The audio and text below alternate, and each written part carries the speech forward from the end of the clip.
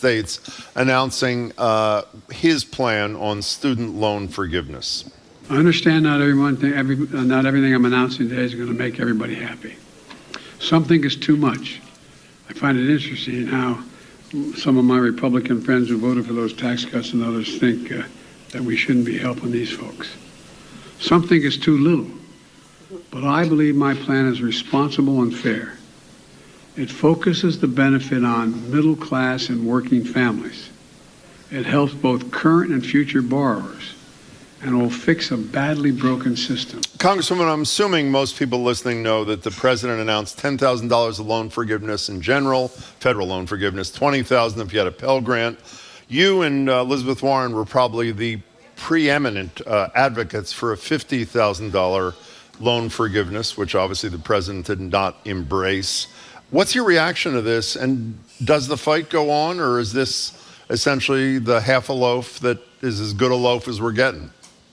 Jim, the fight goes on, but this is a victory, and make no mistake about it.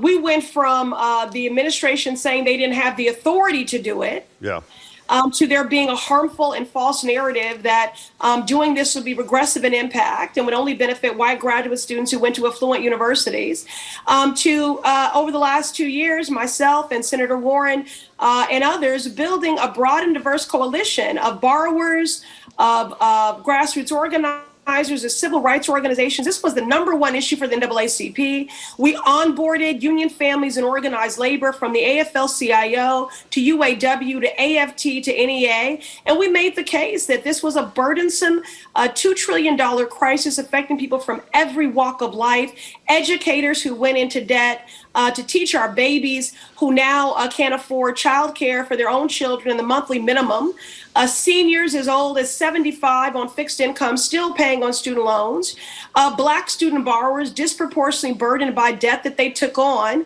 because our families were denied the ability to build generational wealth, having been locked out of every federal relief program, from the New Deal to the GI Bill to the Homestead Act, and continuing to be adversely impacted by redlining and targeted. And of course, a whole generation that can't start or grow a family, purchase a home, or start a business. And we were able to get 3 student loan payment pauses during the pandemic, which strengthened our hand, because we told the stories of people who were able to be safely housed during this pandemic, to purchase essential goods in the midst of a pandemic-induced recession and the pinch of inflation. And we made the case that this was a burden that the president had the authority to alleviate. We needed to do it and do it quickly. And so this is a victory. Most certainly, millions of people, 1 in 4 Black borrowers will have their debt zeroed out completely. Those who are Pell Grant recipients will receive $20,000 worth of relief there.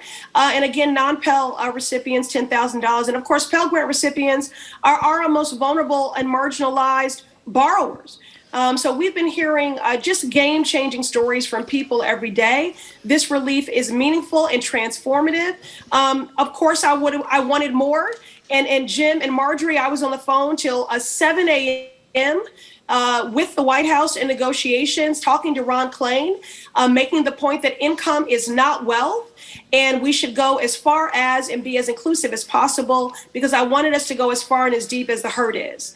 But it's undeniable that this is going to be deeply felt by many. My focus right now is to make sure people know that we have a student loan payment pause through to December 31st, to then watch in real time as people begin to apply for income verification in October, and that relief becomes available in 4 to 6 weeks thereafter, to make sure that it's being applied in a way that is equitable, efficient, and streamlined.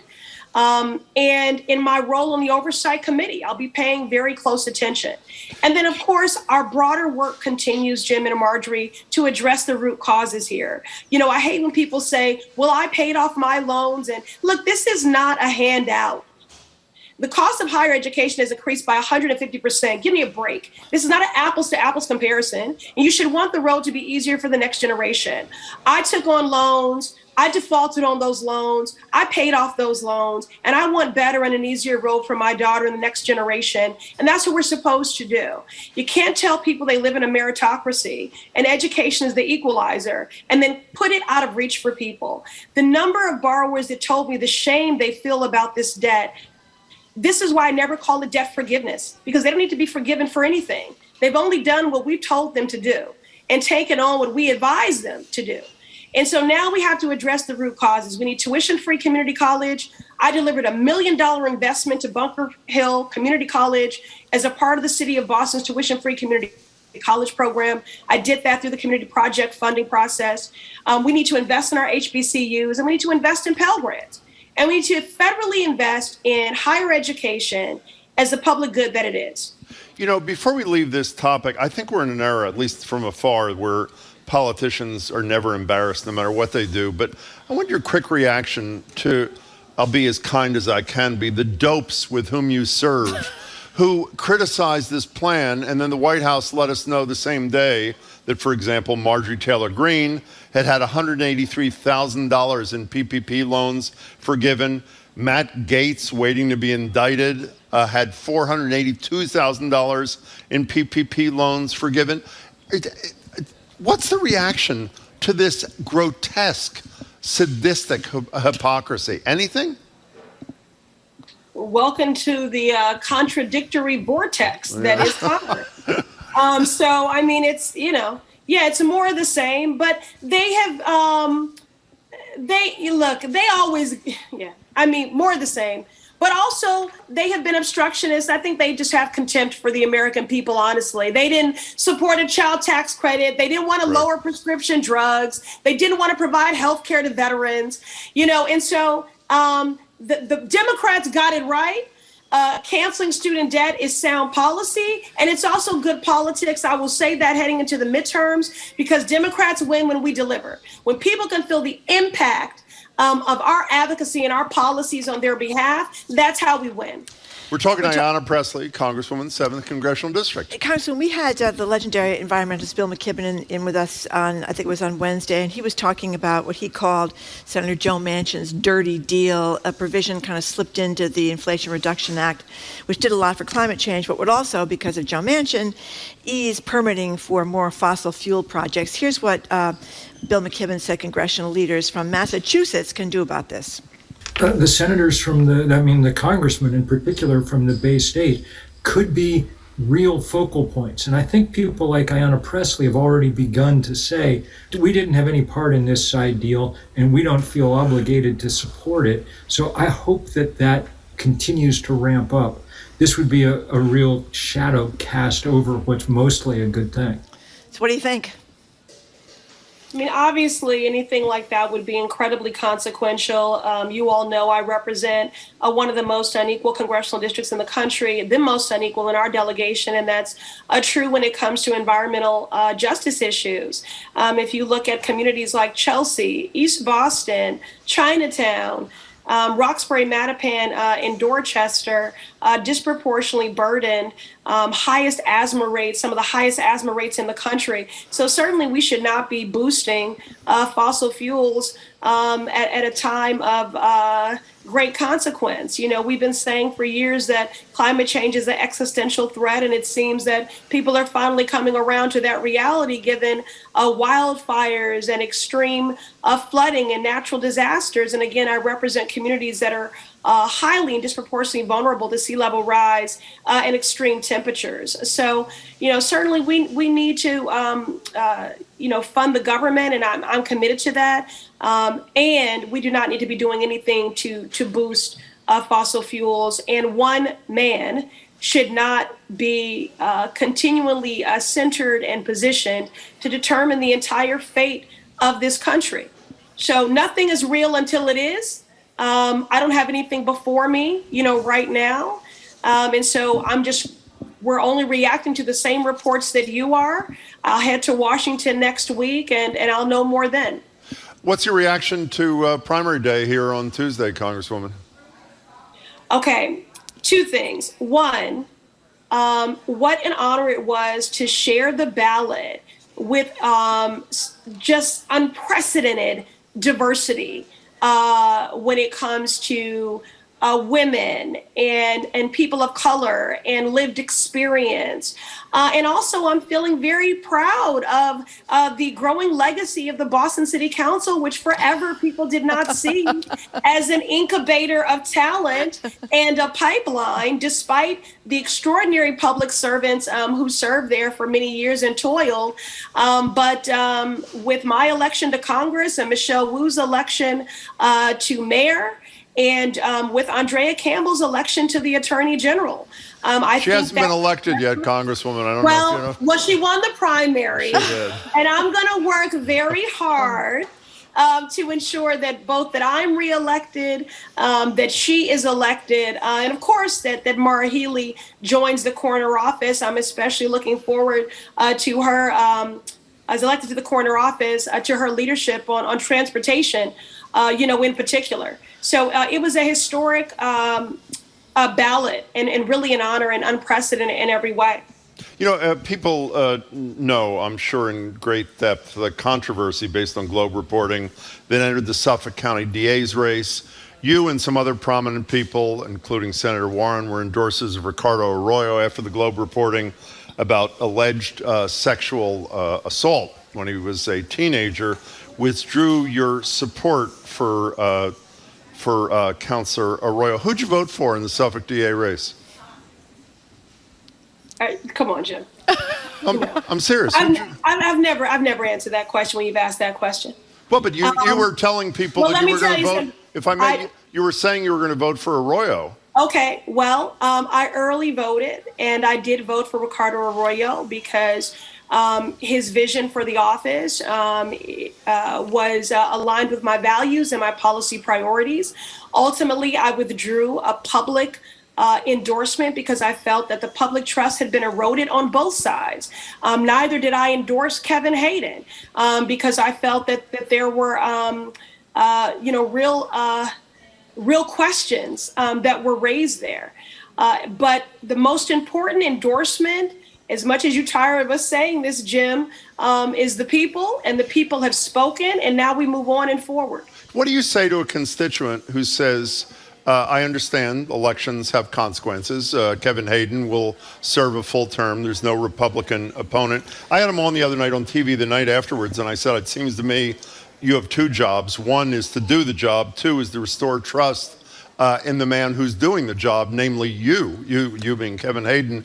Can you tell when a constituent says to you, Congresswoman, I'm not sure I trust the Suffolk County DA, what do you tell him or her? Jim, the reality is that I think that, writ large, unfortunately, there is a deficit of trust with government and institutions from the Supreme Court and, all the way down. And so it's incumbent upon us to do everything to strengthen and restore that. I'm of the Stacey Abrams school of thought that we don't elect saviors, we elect partners. And so with partnership comes accountability. And that is what I would encourage them to do. And I know that's certainly what I'll be doing. Congresswoman, they're probably not your partners, but they are your colleagues in the House. People like Jim just mentioned, Marjorie Taylor Greene, Matt Gaetz. The conventional wisdom now, things could change, is that the Senate may be held by the Democrats, but the House is going to go to Republicans. So that means you will become a minority the Democrats become a minority after this midterm election. How do you deal with that? I mean, it's got to be tough enough now. I can't imagine what it'd be like when you are in the minority with the Republicans running everything. Marjorie, what a pessimistic projection. My goodness. Listen, I'm an Aquarius. So, I have an optimism bias. Okay. And you know that to be true, or I certainly would not have run for Congress in 2018. So, or even city council in 2009. So I'm going to keep, working hard. I think, again, with the impact of policies like student debt cancellation, passing the Inflation Reduction Act, people being motivated to head to the polls in the wake of Roe being overturned and understanding how consequential that is, that people, understand what's at stake here. And I think that will prove motivating. Locally, I'll be working to do everything possible to pass fair share, and again, to make sure that Maura Healey is delivered to the corner office and every other Democrat. So I have an optimism bias. I'm going to be pulling my weight to do everything possible to maintain the House, and also to grow the majority in the Senate. As Debbie Stabenow likes to say, give us 52 and see what we can do. We definitely need to have that filibuster abolished so that the Women's Health Protection Act can be passed, voting rights restored, gun reform, immigration reform. It has just obstructed progress and the actualization of justice at every turn. Well, speaking of optimism bias, let's end this discussion. I have some very optimistic news for you, Congresswoman. You have a new constituent starting January. Do you know who that would be? Who? That would be me, Congresswoman Presley. Yes, indeed. Oh my goodness, I'm scared. I knew. I'm scared. He's gonna be sending me those form letters. Can I tell you something? I started drafting them already, my friend. So get ready. Leading the charge. I tell you, I don't know how I'd feel about that, Congresswoman. If I were you, think I'm you not do sure. know. Hey, I'm not Congresswoman, sure. we really appreciate your time as always. Thanks so much. Thank you very much for joining us, well. Congresswoman Ayanna Pressley. We really, really appreciate your time. Coming up, we're going to talk with you. Open the lines at 877-301-8970, 877-301-0970, and ask your thoughts on something called quiet quitting. Ask you whether it's a real problem or a sign of the pandemic workforce, learning how to prioritize life over work, and whether if you are a quiet quitter, you're worried about being quietly fired very soon. You're listening to Boston Public Radio 89.7 GBH.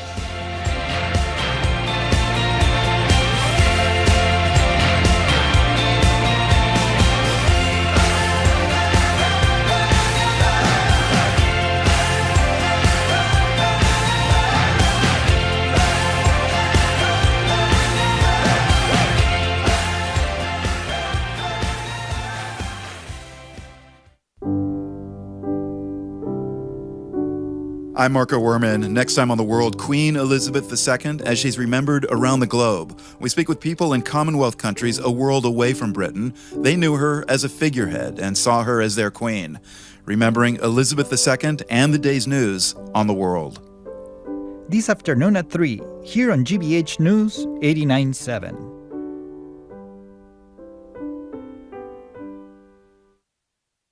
Support for GBH comes from you. And New England Dental Group, committed to helping you stop hiding your smile by offering a variety of dental implant solutions to replace missing teeth in one of their 7 locations. Learn more at newenglanddentalgroup.com. And the Museum of Printing in Haverhill, preserving the rich history of graphic communication from typewriters and presses to computers and copiers, plus 8,000 books about typographic arts and crafts. museumofprinting.org.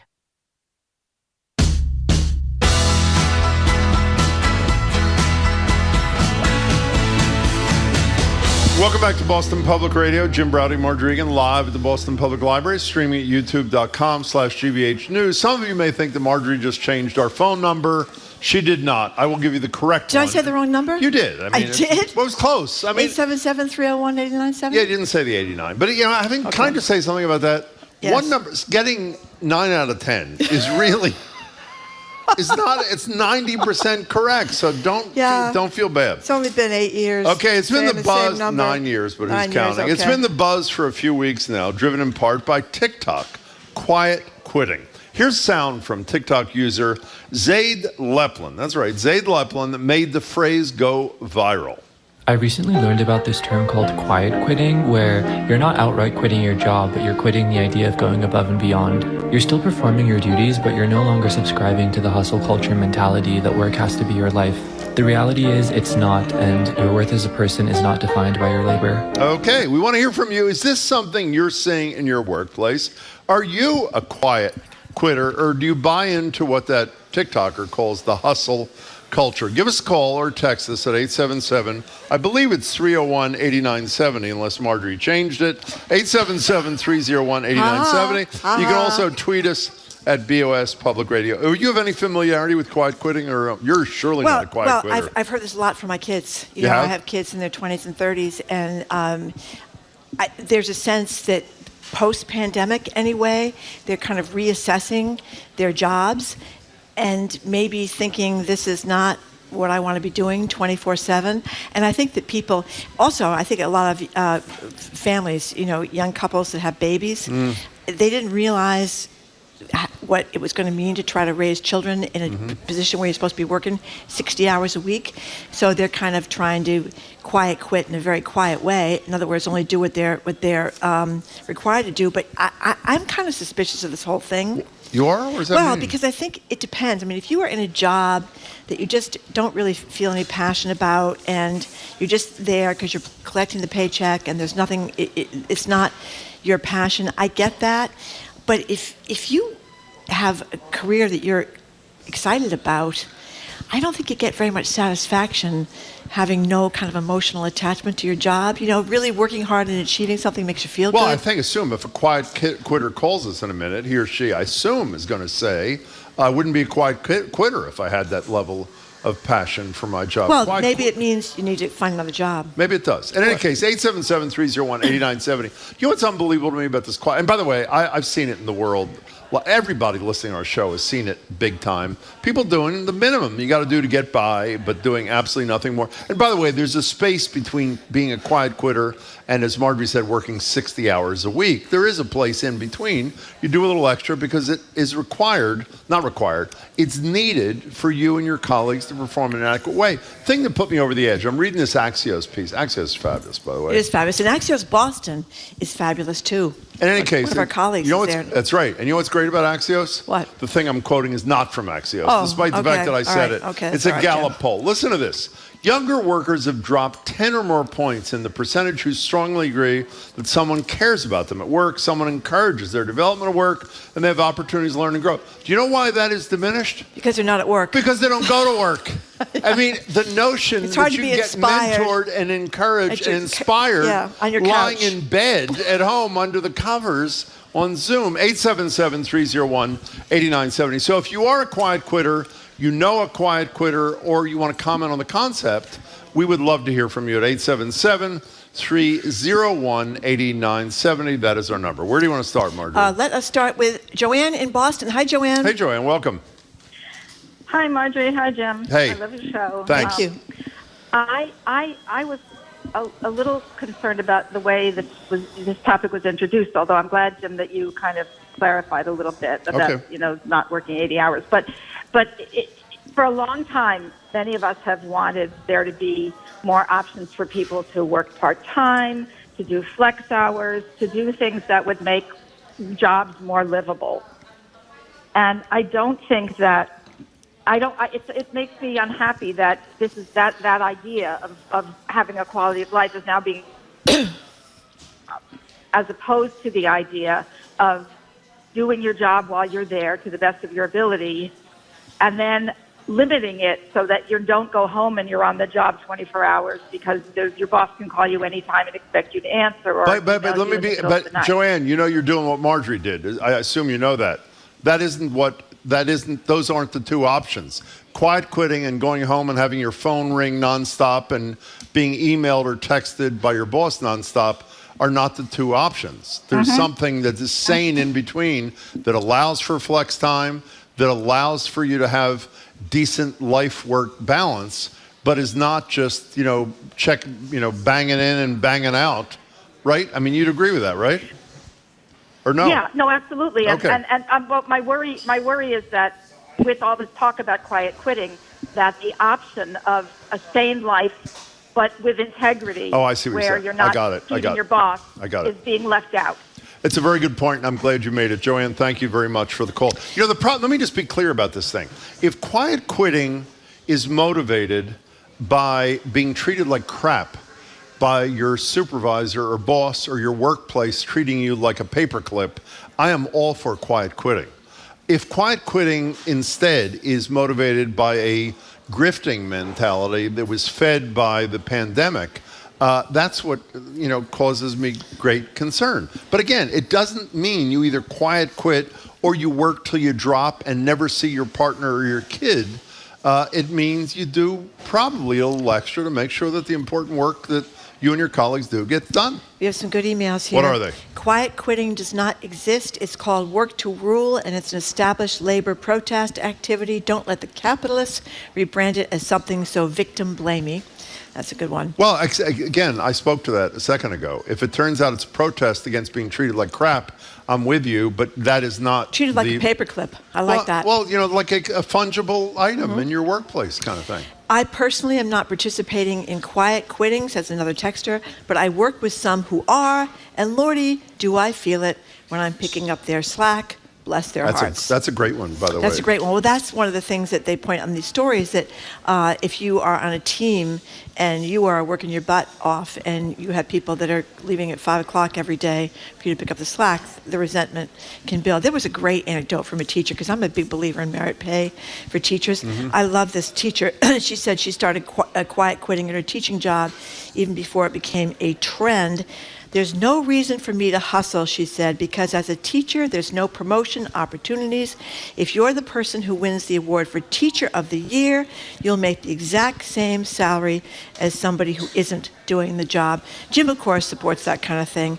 I don't. Okay, so having said that, if you go to work in a place and you're a teacher, Marjorie, and you are not in a system that allows for merit pay, we don't have to debate whether it's a good or bad idea. You and I do happen to agree, but there's not a system. I would argue the following, that if you voluntarily work in that place and you choose to quiet quit teach, you should be fired, forthwith. She left. Fired. She went and got another job. Well, it's fine. But again, if you take a job in a place that doesn't have merit pay, I know you love it, do you think a teacher should ever be able to quiet quit?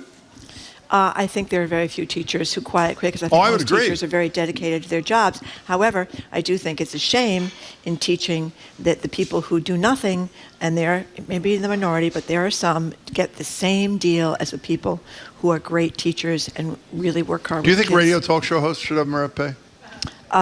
Well, it's different with radio talk show hosts, because radio talk show hosts all the contracts. Well, right. And when we worked in commercial radio, depending on your ratings, it doesn't exist the same way. Well, there you go. It is about whether you get listened to, Jim. How about here? Should we have merit pay? Well, it is kind of merit pay, isn't it? Well, no. If you and I make the exact same, it's obviously one of us who's getting screwed, right? I think the point is, if nobody listened to us, Jim, we wouldn't be getting any money. We would be fired. That's what would happen. I can't tell if Jamie, our leader here, was laughing at me or with me. I think at me is it. Well, I'm very grateful to you, Jim, because my benevolence. You have been much more forceful in these efforts than I have. In the negotiations, I do take the lead in the But by the way, I realized when I made that joke, I realized I'm going to get buried in an onslaught of your sexist dog, Jim. Marjorie, do you and I I make more money for television, admittedly. That's right, you have two jobs. For radio, do we make the exact same money? Yes, we do. Yes, we do. Other than that little bonus I got last year, we make the 877, I didn't get a bonus. I did get a bonus, but so did she. 877-301-8970. We're talking about a term. Did you ever hear the term until a couple of months ago? No, I never heard it. Can I tell you something? I think it is so perfect. I don't know how you feel about it. Does it not perfectly describe that which the TikTok guy, I think it's perfect. Daniel in Waltham, thank you for calling. Hi. Wow, what an honor. Whoa, for who? Exciting. For me, I feel like I love both of you so much. I listen to it all the time. Wow. I've gotten to speak with Thank you. Made our day. Thank you, Daniel. What's up?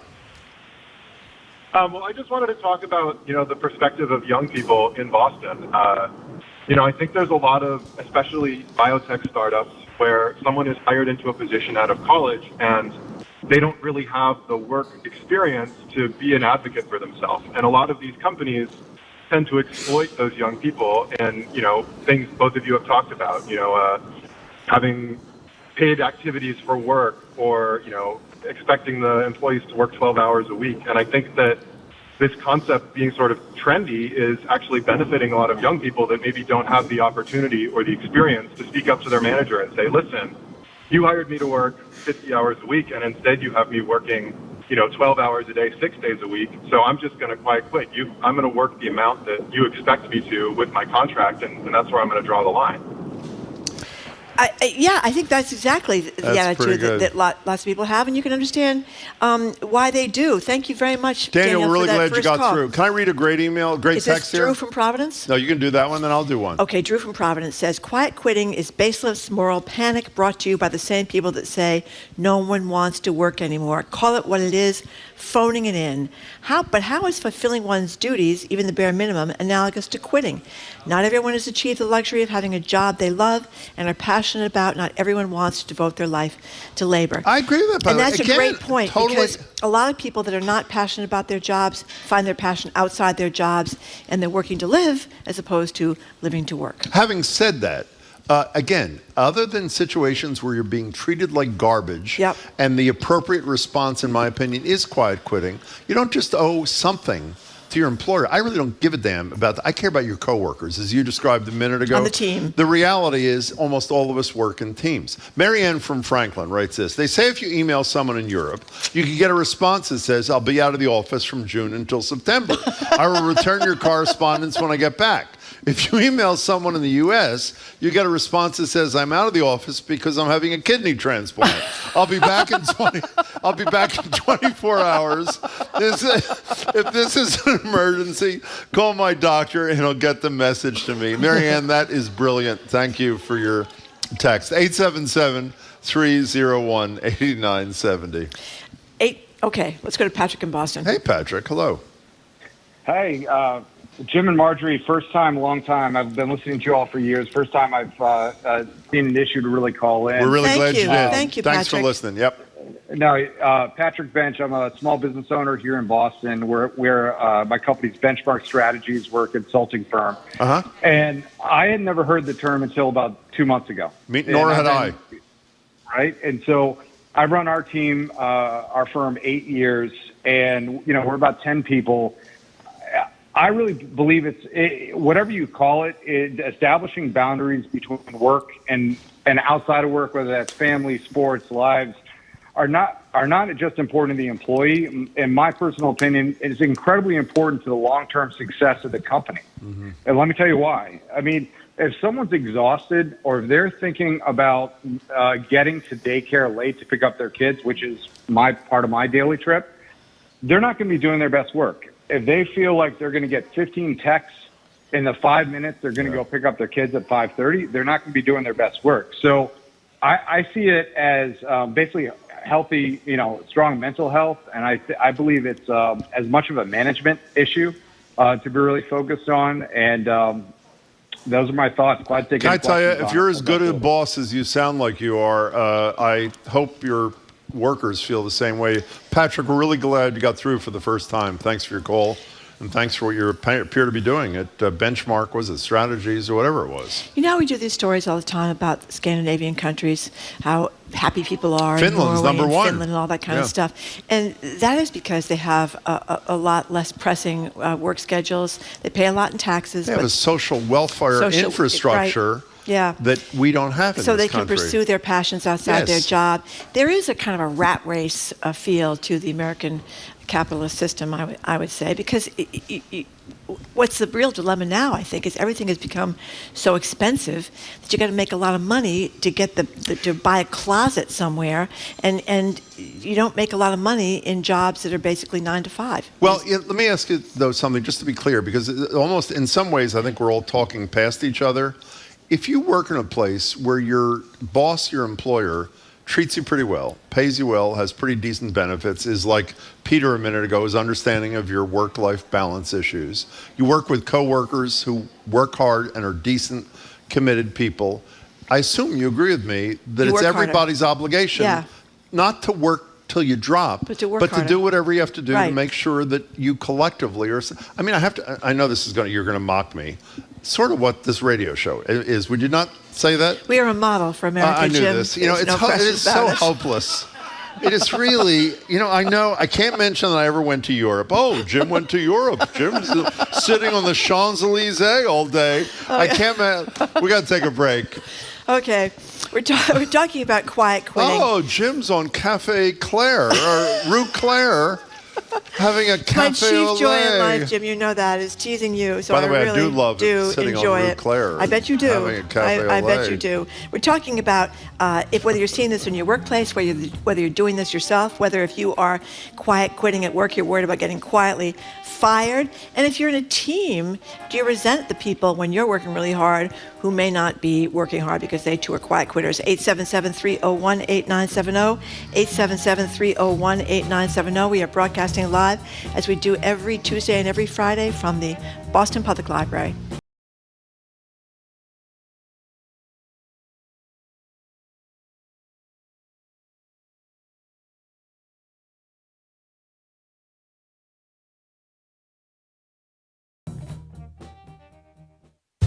Talking Politics is back. That's our weekly show on the local political scene with me, Adam Riley. And we've got a lot to break down this week, including what the primaries tell us about the ideological preferences of Massachusetts voters right now. Plus, early voting is convenient, but with late-breaking campaign news and candidates dropping out at the last minute, is it really the right choice? All that on Talking Politics, tonight at 7 on GBH2 and online at gbhnews.org. Funding for our programs comes from you and the Office of the Massachusetts State Treasurer. The Unclaimed Property Division is holding unclaimed funds for the citizens and businesses of the Commonwealth. You can see if you have unclaimed money at findmassmoney.com. And Riverwoods Group, the Seniority Authority podcast, is committed to helping people get smarter about growing older, with interviews where physicians, researchers, scientists, and thought leaders answer questions on aging. SeniorityAuthority.org.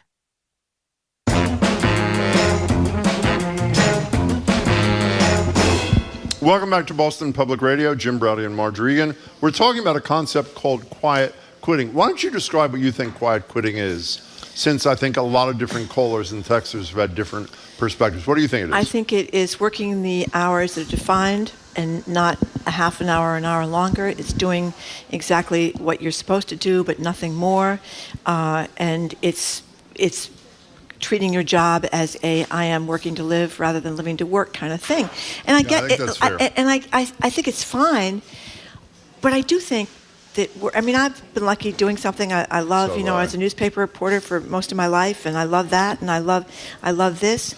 But I've talked about this with my kids. You want to find something that you feel that you like, because you're going to be working your whole life.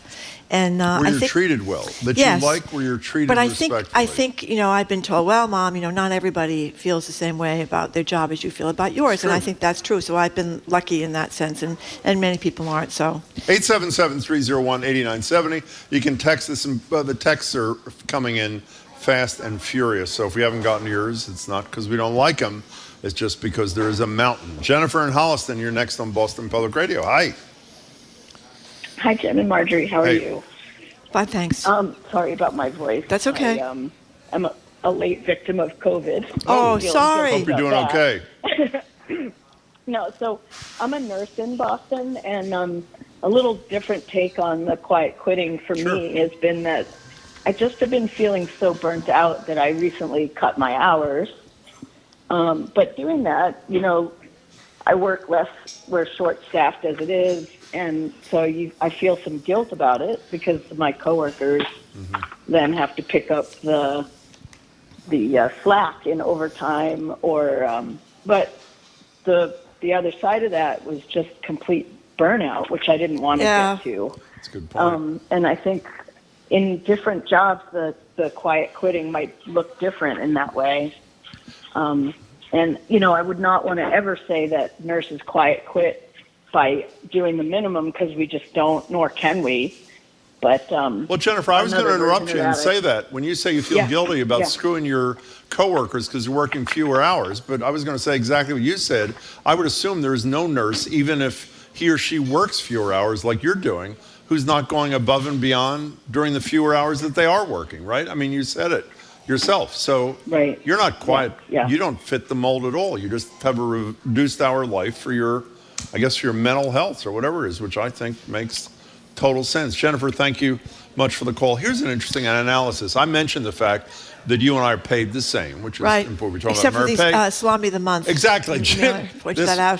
texter said, I do get a salami of the month You do. from Marjorie. I think it's expired now. Yeah, but you know what you did last year? What did I do? A pound of bacon of the month. Oh, okay. And let me tell you, I'm serious. That was unbelievable. I'll see what I can do come Christmas time. My pleasure. Okay. So, Jim keeps making the point, this is a texter, that he understands the concept if you're not treated well in your workplace. That's where you see this happening. This texter says, in workplaces where the culture is terrible, I'd venture to say 75% of workplace culture is terrible. I've worked mostly in nonprofits, and it has been horrendous. And I think that's another great point. A lot of workplaces are absolutely awful, and people, start out, as another texter says, they start out in a career wanting to do well, and then they are exploited. I agree with all that. However, I do an addendum to that texter's text. You and I both know other workplaces which we have discussed where we have friends working that are wonderful workplaces, even according to the people who are quiet quitting, who've decided to exploit their situation. Yeah. So yes, it is true.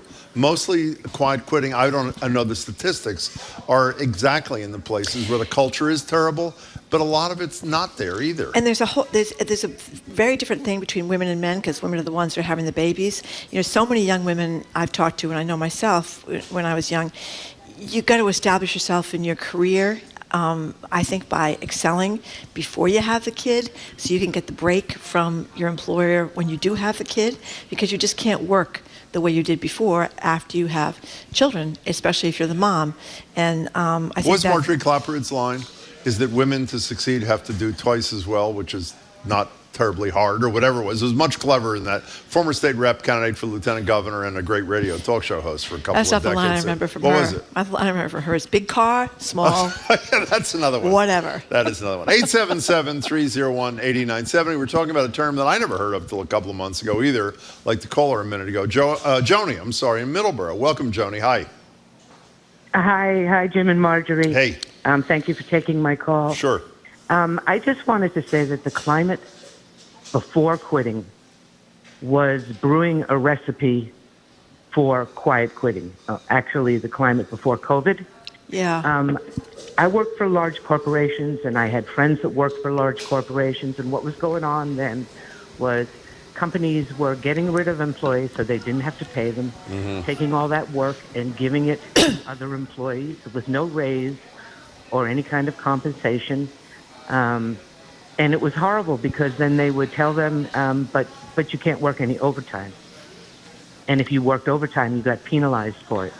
So what would happen is they would take all this extra work, give it to the employees, put all this pressure on them. The employees were, terrified. They didn't want to lose their job, and they were working themselves to death. Yeah. Then COVID came along, and some people got to be at home more, maybe working from home, or they were laid off for a little while and collecting, and they got to see what it was like to not be in that rat race. And looking back to going back to that was terrifying. I agree with all that. So it's what large corporations and large businesses did to their employees that helped to cause this after the pandemic. I think it's a great call. Well, Joni, that is a great call. And I think that something has changed. And I think it started changing in the 80s when the Greed is Good thing happened, and Ronald Reagan, and screw the government and all that kind of stuff. Because there was, post-war, this kind of agreement between workers, for the most part, between workers and big corporations that, you could work here for your whole life, and we're going to give you a pension, we're going to take care of you. Some, but quite a few. I mean, I know a lot of people in my parents' and grandparents' age, they got those nice pensions, they were taken care of, they worked 30, 35 years for a place. Then you began to see what happened with, the Jack Welch kind of philosophy. Just go in, from GE, just go in and shut these companies down, get rid of all these workers. And I think that's what Joni's talking about. No sense. I mean, I remember there was a terrible story about layoffs at the Bank of America or Bank of Boston. It's gone through so many iterations. I think Bank of Boston has gone through iterations. Right. Bank of America has been Bank of America. Okay, whatever it was then. Bank of America, Bank of Boston, whatever. It's like they laid off 5,000 people at the same time they gave these huge raises to the executives. I mean, that kind of, I would call it immorality and greed, used to be kind of called out. And Jack Welch is getting a lot of calling out now. He's no longer with us. He's died.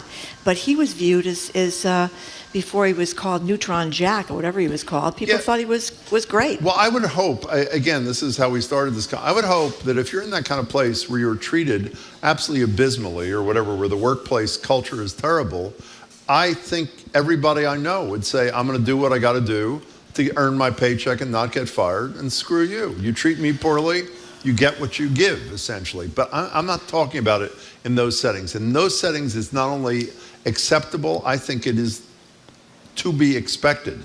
But I'm not talking about that. There are a lot of people who just have, in my estimation, in the world at large, have made use of the pandemic, that in this post-pandemic world have embraced this quiet quitting thing, which is troubling. Listen to this. This is a real dilemma here, Jim. What's that? The person doesn't sign, but it's a texter who says, I've quietly quit and I'm in danger of being fired, but I'm self-employed. So how does that work? We'll get back to you at 2 o'clock. Leave us your number. Rose in Waltham, you're next on Boston Public Radio. We really appreciate your call. Hi. Hi. Hi. I work for an employer who, sorry.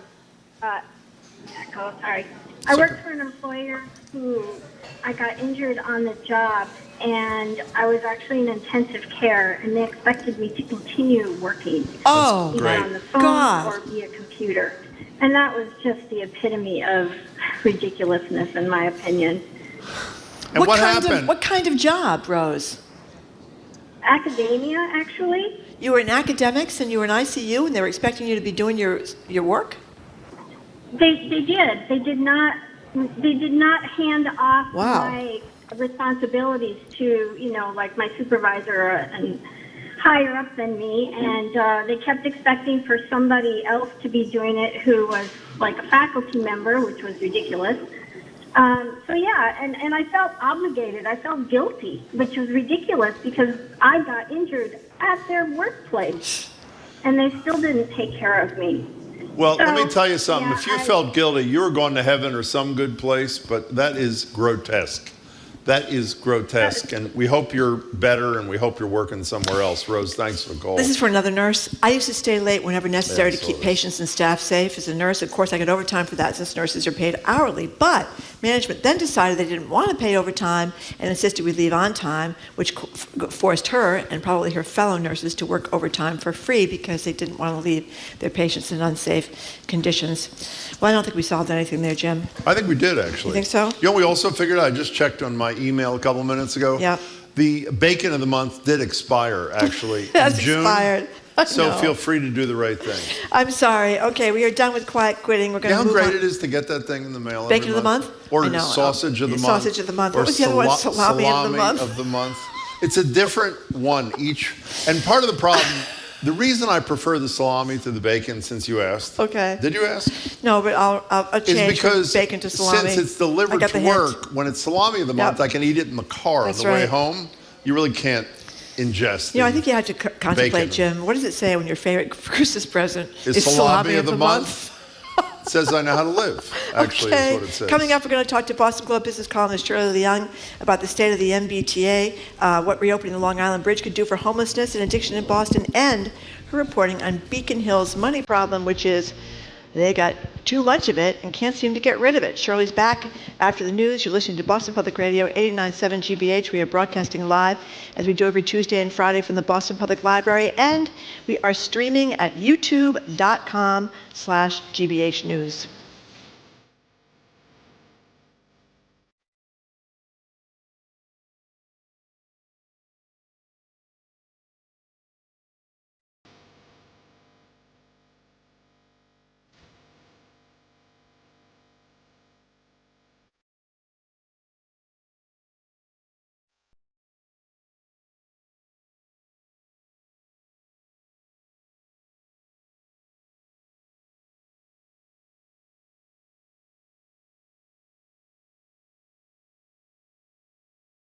Our programs are made possible thanks to you and Liberty Mutual Insurance. Liberty believes progress happens when people feel secure and exists to help people embrace today and pursue tomorrow. Learn more at libertymutual.com. Campaign season is heating up, And so are dynamic discussions on what's happening around Boston City Hall, Beacon Hill, and beyond. Join host Adam Riley for Talking Politics tonight at 7 on GBH2. I'm Hannah Reale, digital producer for GBH, and you and I are listening to 89.7 WGBH, WGBH HD1 Boston, online at gbhnews.org. Boston's local NPR.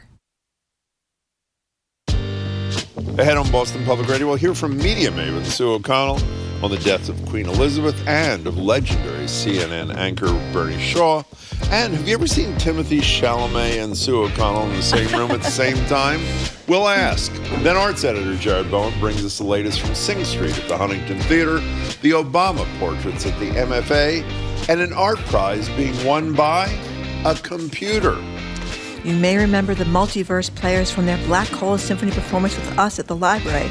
Well, parts of that team are making a return performance today to continue our live Music Fridays with performances from one cellist and, get this, 3 mechanical robots. All that ahead on Boston Public Radio 89.7 GBH.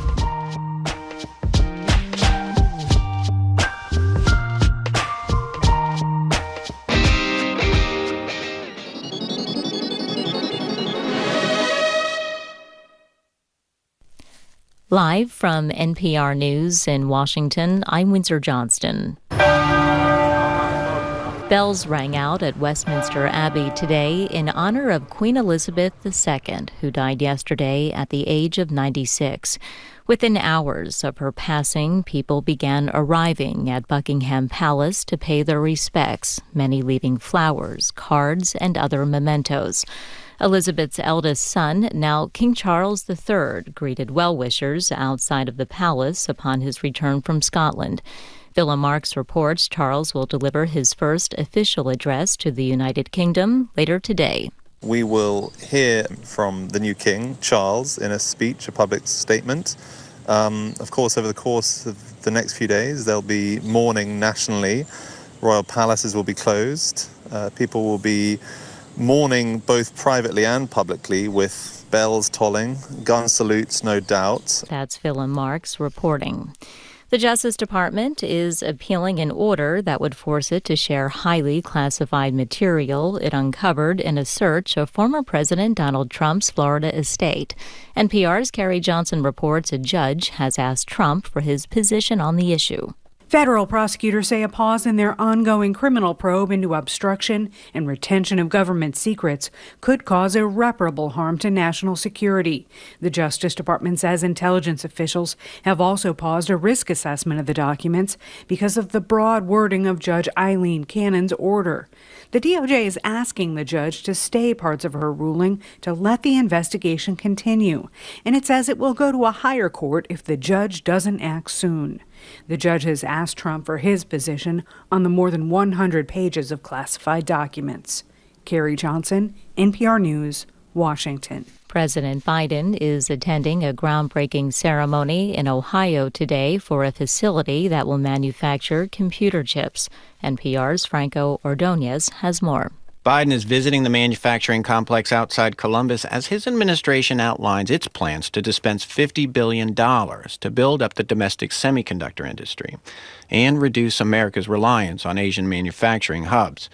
At a cabinet meeting this week, Biden called it the biggest investment of its kind in the nation. And we're finally bringing home jobs that have been overseas for a while. Notice some of the cabinet members are smiling when we're doing it, right? The Biden administration says about $28 billion will go toward grants and loans to help build facilities to make the chips. The rest will go toward increasing manufacturing capacity for older generation semiconductor chips, as well as research and development. Franco Ordonez, NPR News. On Wall Street, the Dow was up 271 points. This is NPR News in Washington. Good afternoon from the GBH Radio Newsroom in Boston. I'm Henry Santoro. Queen Elizabeth made her only visit to Boston back in 1976 to mark this country's bicentennial.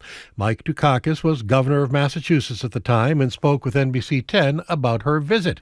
He said she arrived on a yacht, but had a little trouble disembarking. You have the Queen of England on heels heading down a fairly steep gangplank and coming right at you.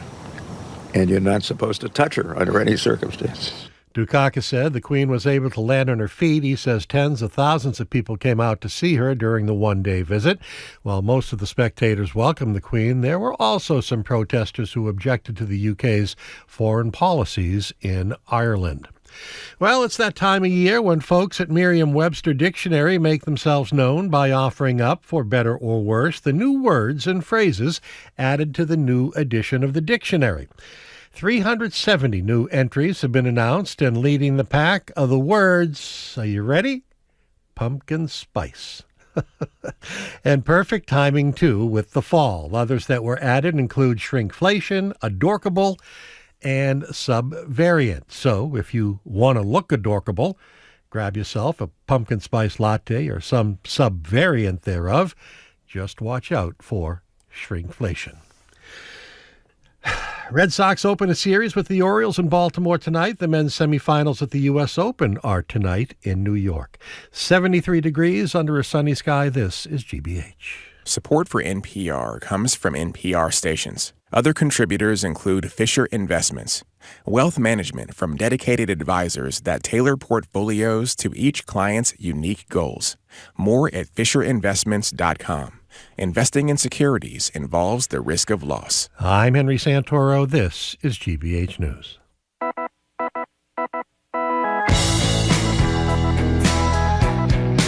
Eastern Browdy, I am Marjorie Egan. You are listening to Boston Public Radio, 89.7 GBH. We are broadcasting live from the Boston Public Library, as we do every Tuesday and every Friday, and we are streaming at youtube.com/GBH News.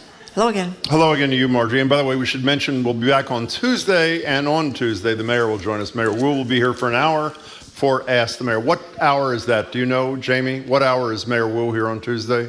1 o'clock, 1 to 2, the mayor will be with us. We hope you join us for the whole show. But first, we're joined by Boston Globe business columnist Shirley Leung. Hello there, Shirley. Hi, Jim. Hi, Marjorie. Hey there. Hey, Shirley Leung, you wrote a great piece about Long Island, which is that used to be the recovery campus out in the Boston Harbor Islands. And all I could think of was what a tragedy it is that we let it get to such a state of disrepair because there was not a bridge. What'd you say in this piece? So I went out with my colleague, Milton Valencia, without a bridge. You had to get there by boat. And so we went onto the island, and both of us have been writing about mass incasts, the people living on the streets. Still, there's a drug problem there, and a lot of these people used to were bused to Long Island daily. But when the bridge was condemned in 2014 and then subsequently torn down, that's where the problems of mass incasts, the tents, the people living on the streets really, really started, And so we were very curious. Long Island, the recovery campus, there's always been talk about reopening it. So, 8 years later, what does it look like? And, you could see the real potential there of reopening it. But, a lot of the brick buildings there, when we were walking through, animals had gone in. We saw, stepping over, dead rodents and clearly raccoons and I think probably coyotes have been there because we saw their droppings. It was a little bit frozen in time because if you remember, there were several hundred people there, and then they were kind of rushed out in that same evening because the bridge was condemned, and so all their belongings were toothbrushes, stuffed animals, shoes, clothing, suitcases. They were still there after all those years. Your piece was great, and congratulations to both of you. And the reason it was great for someone like me is I naively have focused almost exclusively on the cost of the rebuilding of the bridge, which is significant, not about the physical infrastructure of what's there. But you also point out if there was ever a time, considering this isn't a Boston-only responsibility, it's a regional responsibility. If there's ever a time when the state should have money, we're going to talk about that in a minute, rolling in dough, to do this, it would be now. So I hope that there were other people like me whose eyes have been opened, that it's another cost, another time. Having said that, if I wanted to, it's great you went. I'm surprised somebody hasn't done it. If Marty and I wanted to rent a boat and just go out to Long Island, could anybody just go and do this? The Long Island is closed to the public. So how'd you do it? Took a lot of planning. What does that mean in English? To convince someone to take a boat out there because you're not supposed to be on the island. So you didn't have permission to be on the island? I'm not going to. I take the fifth. Wait a second. She's an investigative reporter. Under the advisement of That's my right. lawyer, I take the fifth. Absolutely. It is really close. Well, I guess it is closed to the public. It's closed to the public. Absolutely, it's closed to the public. Now there is a summer camp there. Jack Connors runs Camp Harborview. Now, Fabulous. He's fabulous allowed. thing, He and his crew are allowed on the Yeah. island. But the public, it's not. You can't just. You're not supposed to just land on the shores. So of I don't Long want to put you Island. more on the spot. I wasn't aware of that. But so did that make you nervous when you got there? We didn't know what to expect. We hired this boat. We landed on the island. I actually half expected to be greeted by Boston police or the security. Said, "Go home," And then so we walked up to the campus, and there's probably a dozen buildings. Some doors were locked. That's the other thing. Like I thought the best we could do is if we can get on the island, we could look through the windows. Maybe that would be the story. But we walked to one building, and we pulled a few doors. They were locked, but then one door was open, and we just walked in, and the lights were on. Nobody was home, and some of the windows were open. We found other doors that were open. I mean, I think that was the surprising thing, because there were all these buildings there. Like you'd think they would be locked up. Nobody can get into them. But we weren't the only ones who've been through. How do you know that? Well, there's graffiti on the walls, and I think Channel 4 went. The TV crew went last year. I think some podcasters went through. So other people, have been through the building. So I don't want to get you deeper in a hole than you are, but since we started down this hole, do you request permission from the city? Okay, let's move on. Now, I would like to point out, did Woodward and Bernstein ask Richard Exactly. Nixon permission Exactly. to interview the members I of the wasn't Creek criticizing Committee to her, I'm just reelect? asking. Absolutely. She's an intrepid reporter. She did a great job. And I want the question answered, though. It just seems to me, I argue with this, I didn't argue, but I asked Marty Walsh a million times about this because it seemed to me so ridiculous that we were waiting to rebuild a bridge, which is going to take forever. Everybody's fighting about it, and just have a boat. And he talked about the medical emergency. Well, I thought, well, why not have a helicopter? Right. And, there could be a medical facility there. You don't have to have the surgeons and the cardiac surgeons from Mass General, but you could have basic medical thing. And so it does, like I said before, seem like such a waste that we just let it sit there and rot for 8 years. I mean, one more thing that's come up is people raise that concern. The people on Mass and Cass are very, medically compromised. So what people are saying, well, why don't we put rather healthier people on the island who may not need emergency services that often, who can if there is an emergency situation, they can be evacuated by helicopter. And the other thing is, we've all been to Mass and Cass, that whole area down there. It's not what you would call the most beautiful part of the city of Boston. It's pretty concrete. You see a lot of people that are struggling down there. That's one thing, to go there for your methadone or whatever you're there for. It's another thing to be out in the middle of the harbor, looking at the ocean, looking at the grass. I mean, it's so health-inducing. And we saw all of that. Yeah. You go to the second and third floors, there are ocean views, you see the city skyline. It's beautiful. It was beautiful and tranquil. I just want to say in passing, I mentioned this before in the past, Camp Harborview, which you mentioned in passing, which Jack Connors and Tom Menino and John Fish from Suffolk put together.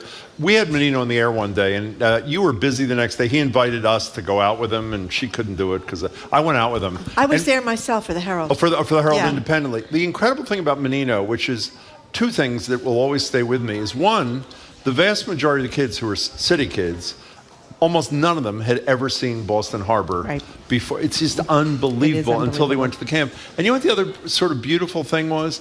Every single kid knew Tom Menino by name. Wow. Not because they saw Tom Menino on TV or someone said the mayor's coming, and they'd call him Tom or Tommy, by the way, but because he was really invested in this place, and as Connors was and still is. And Fish, and it's a really great thing. So we spoke, you wrote about this, too much money on Beacon Hill. For those who have not been paying attention, why don't you tell people where the pots of money that equal too much are coming from. And also, before we leave Long Island, the $10 million tucked into the state transportation bill for ferries. Right. So I talked to Senator Nick Collins. He had put this in the transportation bond bill, and he said, "Listen, I think we can reopen Long Island with ferries. We don't have to open. We don't have to wait for the bridge." Mayor Wu also believes this, and I said, Senator Collins, why did you put this money in there? And he's like, there's no plan, or no one's really talking about opening it, tomorrow. And he said, I want to reduce all the barriers. I wanted to be like if we want to reopen the campus, I got you your ferries, and we can get you. That's enough money to, build new docks, get a couple vessels, and he wants to see this up and running. I think it would be great. Mayor Wu, by the way, is going to be here at noon on Tuesday. Oh, noon. I'm sorry. My apologies. No, that's okay, Jim. So, speaking of money, too much money coming. I assume most people know about some of the sources. Yeah. Where's all this money coming from? Taxpayers. Yeah. It's our money. And, I decided to do a story on this because I had done another story on 62F, which is a very obscure law that says that if the tax revenue rises at a certain rate and it's much faster than the rise in wages or growth in wages, then money is due to return to taxpayers. And but in the course of reporting that, I was like, wow, I was really surprised at the size of the budget surplus, which is $4.9 billion. The size of the rainy day fund, which is $6.9 billion at the state level. And then that's on top of federal relief money of $2.3 billion. Now, the rainy day you're not supposed to spend, right? So that means you have $7, $8 billion to play with, right? And now some of that 62F, perhaps the tax cap is what most people know it as. Yeah, about $3 billion is due back to taxpayers. I mean, that will be kind of confirmed by the auditor in late September. Can I say, by the way, I'm in a weird position here to say to you that you're wrong when you say it's obscure today. It sure as hell was not obscure in 1986. And the reason I say I'm in the wrong position, in my former life, I actually sued, my organization sued, to have the tax cap declared unconstitutional. It's a legendary suit. Well, I didn't say it was legendary. It was a suit we lost. It was passed by the voters. It was very high profile. Barbara Anderson, Citizens for Limited Taxation, High Tech Council, etc. What's really interesting about this, you mentioned in your piece what I think is the position of most progressives, which is, I don't know, but hardcore progressives say, don't give any of the money back. Use the $3 billion for invest in certain services and benefits and things. Just the law, you can change the law. A middle course is, which I think is yours. You have to honor the law, but it is returned in an inequitable fashion. So much goes, a disproportionate amount goes to the wealthy, so maybe you amend that thing. And those who say, adhere to what the law is and just return the damn money, it's the law, and if you want to change it after the fact, do it, are include an interesting person in that group. Here's Maura Healey from her acceptance speech Tuesday night after, obviously Sonia Chang Diaz had already dropped out, but when she was formally declared the nominee, here's just one line from Maura Healey's speech. The people voted recently to give everyone in the state tax relief if the state had excess revenue. And it looks like we do. So the people should get that money back as soon as possible. Now, I have to say, I was really surprised to hear that. And by the way, she might say, we haven't spoken to her since, we hope to have her on in the next few weeks. She may say, give them the money back, but give them back in a different fashion. It didn't sound like that. Strategically, you have to say this is brilliant because it takes away an issue from Jeff Deal, and he mentioned this with us the other day, and obviously was going to campaign, this money's got to be returned, sort of a conservative position. Healey has sort of undercut him, I think, by saying, I'm with you on this kind. Were you surprised by her embrace of this on election night? I wasn't surprised. I think it's very savvy. And also, I think it's really hard to undo that law. I mean, that's a lot of money due back to the taxpayers at a time when there's a lot of excess money. And a lot of people, could use that money. And so, But the disproportionate, the way it is constructed, the law, it will go back in a fashion where the wealthier you are, the huger your check will be. Maybe $100. I'm not precisely sure in the numbers. A middle-class person may get $100. A person making several $100,000 a year may get a few $1,000s. And as my understanding, there's also a group that's ready to sue, right? Yeah. If the state doesn't return, honor 62F. And I think they've said, we're fine, we want, the money should be returned, but we're fine with, amending the terms of They who are? gets what. Yes. And I believe so. I mean, but we don't know what the terms, we don't, I think there's going to be a lot of haggling between late September when the auditor's report comes out, which, when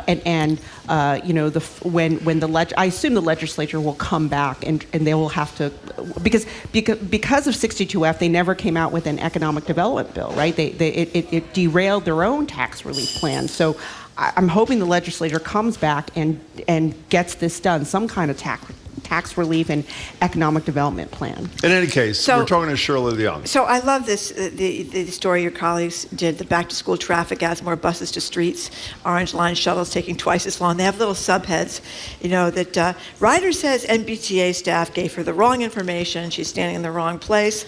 Shuttle bus collides with car, slowing traffic. What about the 6-year-old? The 6-year-old, do you remember that? Yeah, no, tell me the story of the 6-year-old. Well, the 6-year-old, it's the first day of school.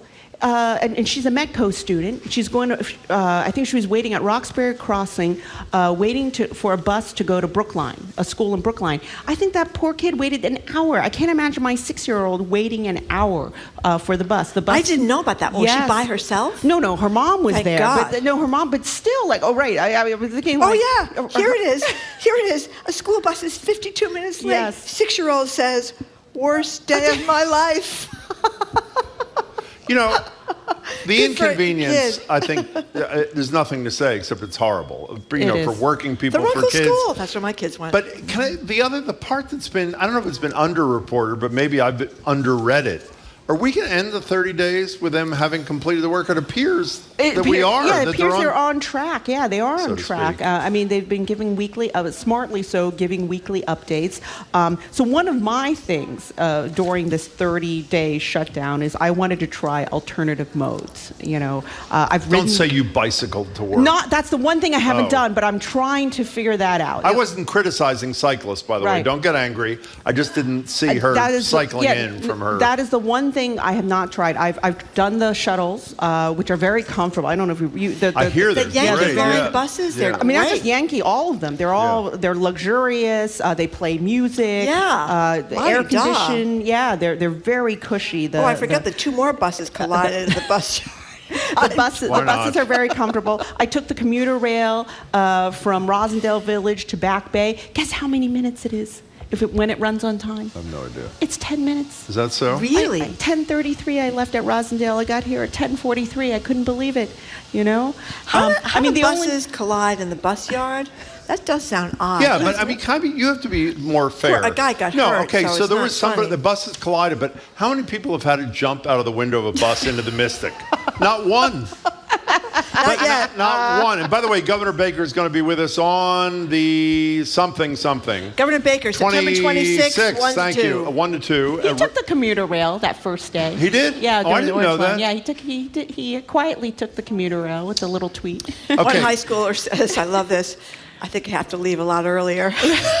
Well, some people are spending 2 hours commuting. Yeah. But I hesitate to say this, so why are you saying it, Jim? Well, I don't know why, but I'm going to say it anyway. And I hesitate to say it because I'm not suffering, because I don't have to do the Orange Line or the Green Line extension into Union Square. If they actually do this, and they actually make the required repairs, and they're actually done by mid-September, inconvenience is not to be just poo-pooed, but that's a huge and important thing. So let's, cross our fingers. Speaking of running, which is an alternative, 40 years John Hancock has been the lead sponsor of the Boston Marathon, the finish line of which is maybe 100 feet from where Marjorie and I and you were talking at the library, Central Library Branch. They're out. And is that because they're an international company that happens to be here but is really Toronto-based now? What's the deal?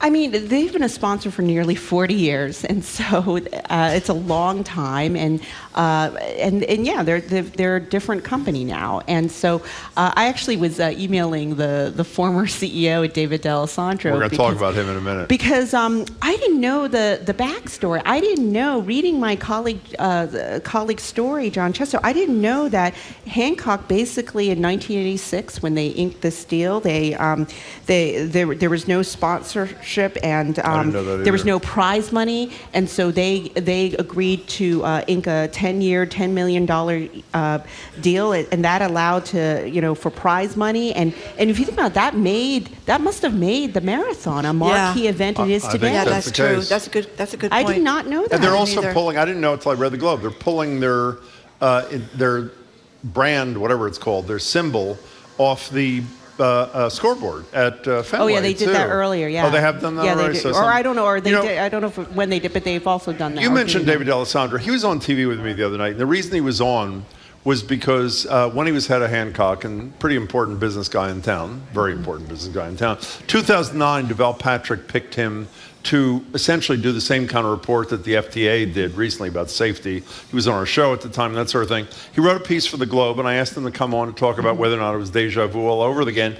We talked about that, and by the way, he thinks a ton of new money, and this is not a big pro-tax guy, that a ton of new money is needed or it's never going to get resolved. We just keep kicking the can down the road. He said something that I mentioned to you afterwards that I thought was really interesting, namely the lack of business community leadership in Boston on this critical issue, transit. And the reason it came up is I was saying, if you're going to relocate a business, are you even going to consider Boston if you know an alternative city has a good transportation system? Here's what D'Alessandro said to me.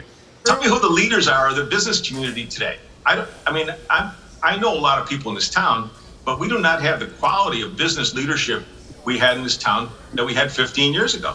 You know, most of the leaders of the town are private equity people now. They join the charities, but they are not out there on political issues. They're not out there on transportation or taxes or zoning, none of it. I thought that was a pretty heavy comment from a former big-time business leader. What was your reaction? It is and it isn't. It is in that, yeah, he went after business leaders and pretty bluntly, right?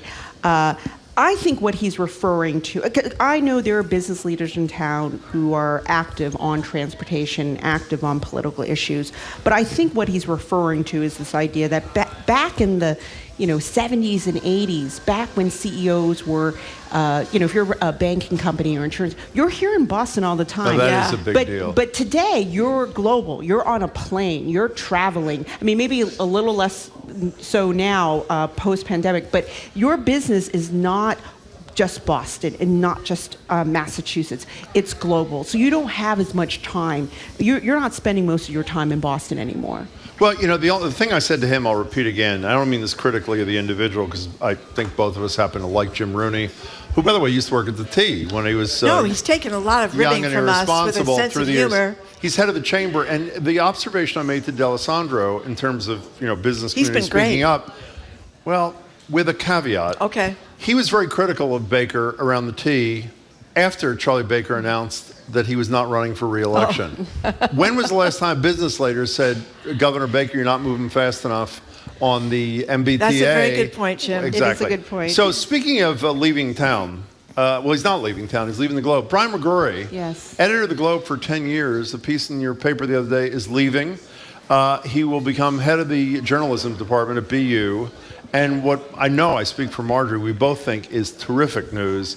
He's going to return to having a column. I think he's one of the best columnists we ever had in this town. Surely you're going to have some competition now, because right now you're my favorite columnist at the Boston Globe. But we can all remember the great column that Brian McGrory wrote about Liberty Mutual. 8 of them. Yes. 8 of them. People's rates are going through the roof, and the guy that's a big deal at Liberty Mutual is importing tiles from the roof of some palazzo in Italy to put in the bathroom floor of his swank office. And then, in one of the blizzards when there was a blackout like for 7 days, Brian McGrory is writing column after column to Tom May, the then $10 million man. $8 million. Okay, whatever it was. Small salary now. He's probably making $30 million now. But from his couch, when he was huddling with his dogs to keep warm during a blackout, out, and Tom May had not cut the trees sufficiently to keep the blizzard from ruining all the power lines. I mean, I was on the floor half the time, and he's going to be back with us talking about his columns, which will be great. Yeah. So what's the feeling at your joint? Well, it's an end of an era. I mean, Brian's been there for a decade. We've been through a lot, but he's also... As editor, he's been there for decades. Right, decades. Yeah. But as editor, he's been there a decade, with 3 Pulitzers under him. He's very popular in the newsroom. And so, some of us are like, oh, I can't believe he's really leaving. But 10 years is a long time, and it's an exhausting job. And so, he's not leaving right away. We have a few months, and he's not going very far, and we'll still see his byline in the Boston Globe. Before you go, the one thing that's important is obviously it's a big transitional time from display ads to digital and correct me if I'm wrong, but I think it's the most successful regional newspaper in terms of digital subscriptions, profit, which is almost an unheard of term in privately owned newspapers these days. He's had a really, really successful run. He has, along with, the partnership with the Henrys. I mean, the Henrys bought the Boston Globe, less than a year after Brian was named editor under the previous owner. And so they've really worked together over the past decade to really stabilize the Globe, make it sustainable. And so we're on a really enviable path right now. Do we know who the new man or woman is? No, Linda Henry, and she had a note to staff. She said she's starting a search right now, and so, but yeah, it's we'll have time to say goodbye to Brian in the next. Well, we hope to say goodbye to him today. Unfortunately, he didn't return our email. So, but you know what? Though it really matters. I mean, you've been in newspapers all your life. I was in newspapers for most of my life. The editor really matters. I remember when Tom Winship a million years ago was editor of the Globe, and then a lot of people defected from the Globe to the Philadelphia Inquirer because Gene Roberts was the superstar editor of the Philadelphia Inquirer. Then Marty Barron came in, Jewish guy from Miami. Who's the guy that takes on the Catholic churches? The Jewish guy from Miami. After all, the Irish Catholics said, "Oh, we don't want to upset the cardinal." Oh my goodness!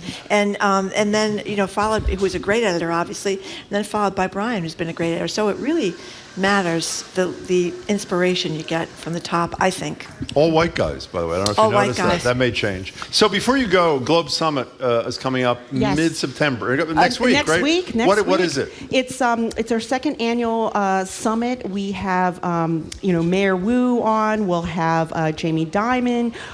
We have members of Congress talking about the theme is Next Boston. And so I haven't memorized David Ortiz. David Ortiz. I haven't memorized the registration, but just Google Globe I actually Summit looked 2002. at the list of speakers. It is really impressive. It's a very impressive, like a hell and it's of a program. free. It's free. Just register, and I believe it starts Wednesday. You can stream into it too, right? Yes, it's a combination of it's largely virtual, and I'm going to be doing a panel with on Friday live with my colleague Taylor Devon, who covers transportation. We're going to be talking about the future of the MBTA. Great.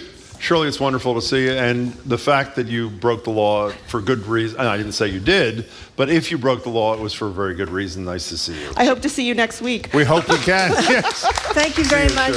Shirley Young, of course, is a Boston Globe business columnist, the Boston Globe business columnist. We thank her very much for being with us. And a possible felon, too. And a possible felon, that's right. I think that's a misdemeanor, isn't it? Trespassing. Probably I don't think she'll go to jail for that. Okay. We hope. That would be too bad.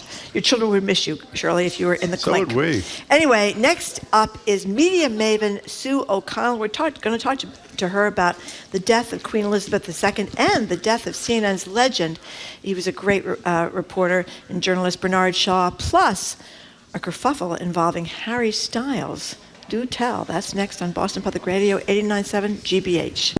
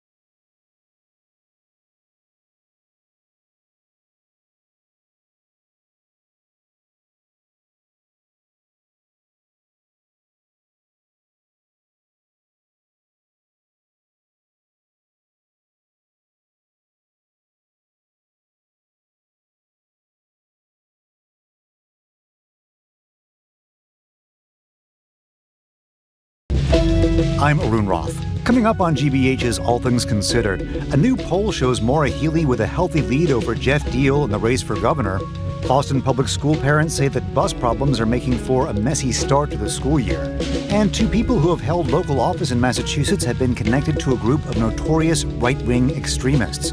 Those stories and all the day's news starting at 4 on GBH's All Things Considered. Support for our programs comes from you and the University of Massachusetts Amherst. Be revolutionary. UMass is the Commonwealth's flagship public research university and committed to the relentless pursuit of progress. Learn more at umass.edu. And the Peabody Essex Museum, presenting Patrick Kelly, Runway of Love, a celebration of the brief life and creative genius of a self-taught designer who transformed fashion. On view now, PEM.org. What makes us safe? Are the police part of your answer? Reimagining public safety is a different project than reimagining policing. We're asking whether it's time for more resources, more reform, or perhaps complete abolition of the police. And we're taking a deep dive to find out. I'm Melissa Harris Perry, and that's next time on The Takeaway from WNYC and PRX. This afternoon at 2 here on GBH News 89.7.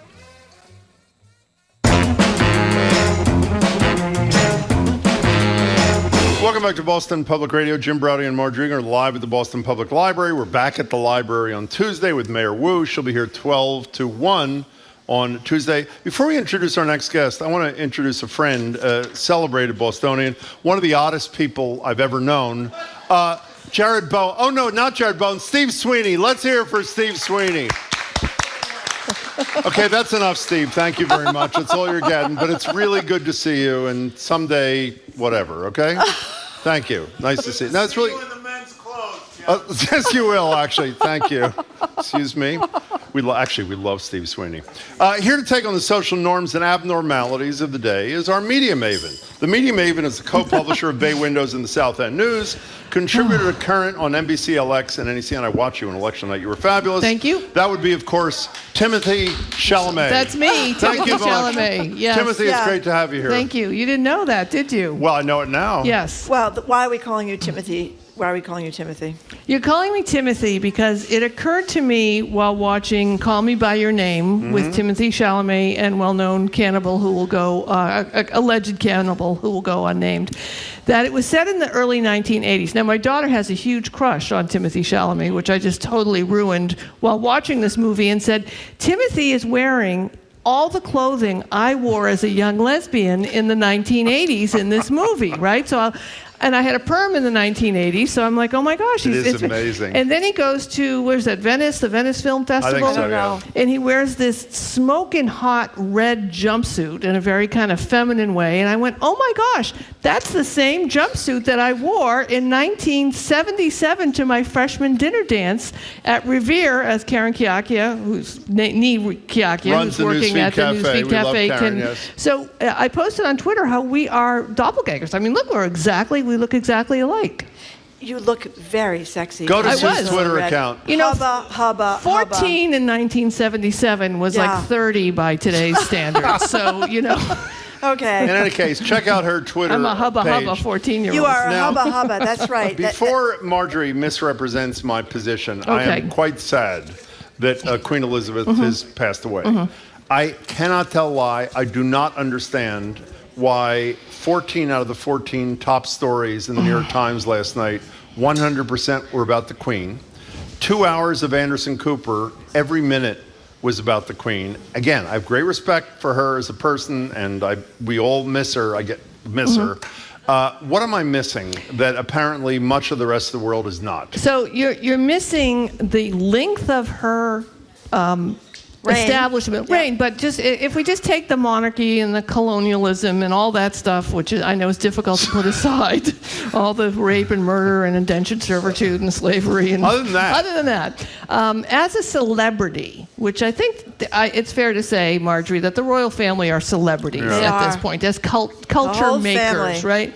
That she has been in the public eye I think there's some statistic like 90% of the world's population has only known her as Queen. Like, so I was home yesterday. I said to my 22-year-old daughter, I said, "Oh, the Queen died." She went, "That's weird." And I said, "How can it be weird? She was, 95, 96. And she said, "Well, she's the only Queen I've ever known." And I said, "Well, she's the only Queen I've ever known, and I'm almost 61. So I think we also, people like me and Marjorie and Callie Crossley, we build up the royal family and talk about them. So she's established this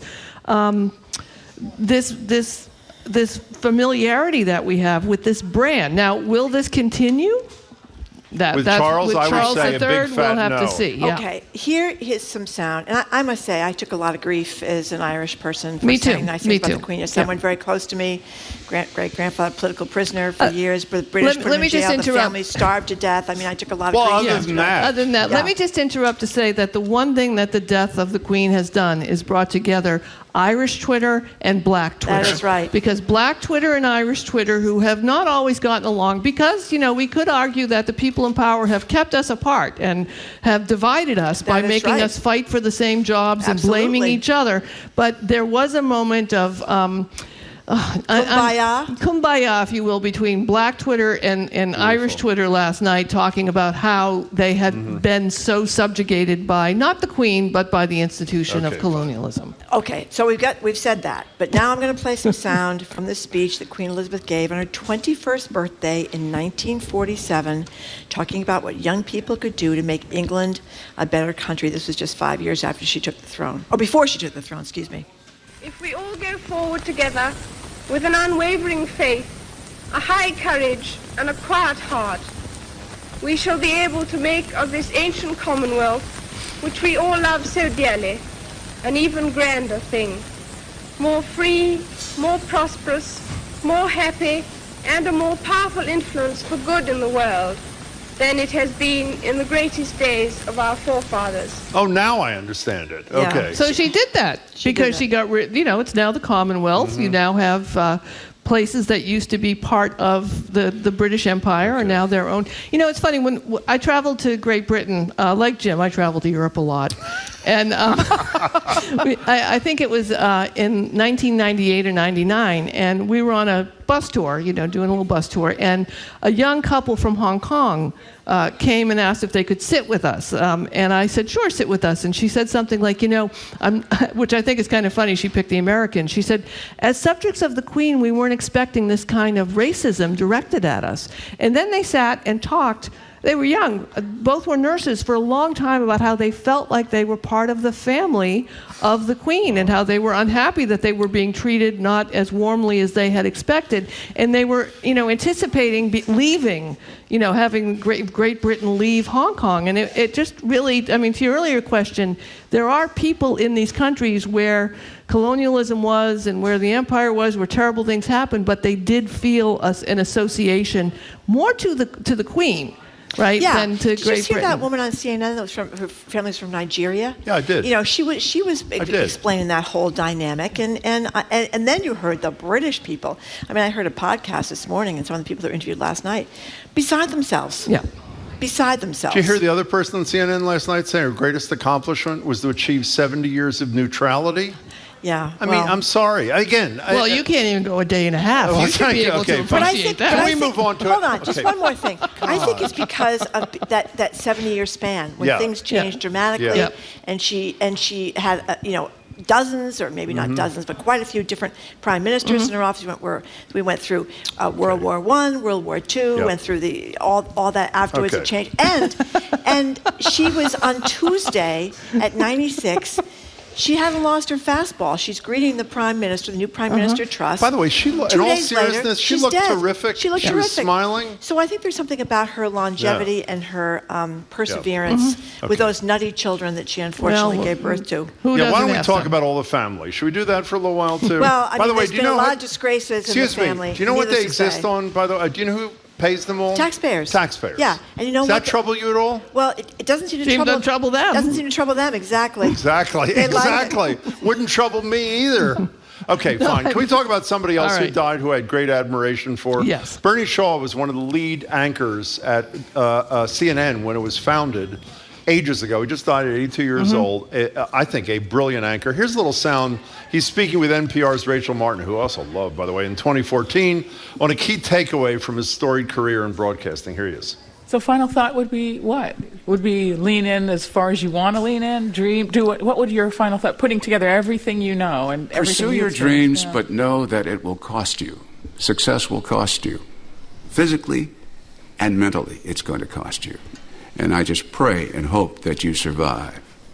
Now, was he during the Iraq War? Had anybody done that in American journalism live? He was live, in Baghdad, as bombs are exploding over. I don't think so. I mean, I just feel like any time I turned on the television during those decades, and there were two people I would go to. Peter Jennings and Bernard Shaw were the other to sort of they were different in the way that they approached and delivered news, but I really felt like I was going to get exactly what was happening. And another thing, I listened to that interview that he gave talking about the sacrifices that he made. Obviously, a black man in America working in the news business, becoming the main anchor at CNN and covering all these amazing historical moments, but never really being public about the sacrifices and the challenges that he went through until the end of his career when he gave this interview. So I was thinking about how he would exist now in this realm. Would he be on TikTok saying, oh, look at this just happened to me? Or, would it talk about the stiff upper lip sort of way that Bernard Shaw just went through things? I don't know, but it was interesting to hear him talk about how he got married, I don't know if it was the first or second time, but at 54, and shortly thereafter he left the business because he said he had no time, missed all these family activities, missed his children's activities and stuff. And he is right. It's just the quiet quitting we were talking about before. And of course, you're working 80 hours a week. It takes a toll. He's the one that asked Mike Dukakis that famous question in the debate about if, I think it was 1988, he'd asked, Mike Dukakis was against the death penalty. What would he do if his wife had been murdered or raped, and what would he do? And I have to say that is the moment. I was not in politics in any way at all during the 80s, but I thought that was a really bad answer, and this is how I would answer it. And I thought, hey, maybe I should be in politics because I have a better answer to that question than Mike Dukakis. It was a pretty bad answer, even though it was a principled answer. So we're talking to Sue O'Connell. Same-sex marriage. Chuck Schumer has, we should step back for a second. The reason that Democrats and a few Republicans in Congress are talking about passing a same-sex marriage law nationally, federally, in Congress, is because of a comment that Justice Thomas made in the Dobbs decision repealing Roe v. Wade, basically saying, hey, why stop here? There are a lot of other, quote, rights that we have granted that are really not constitutionally guaranteed rights.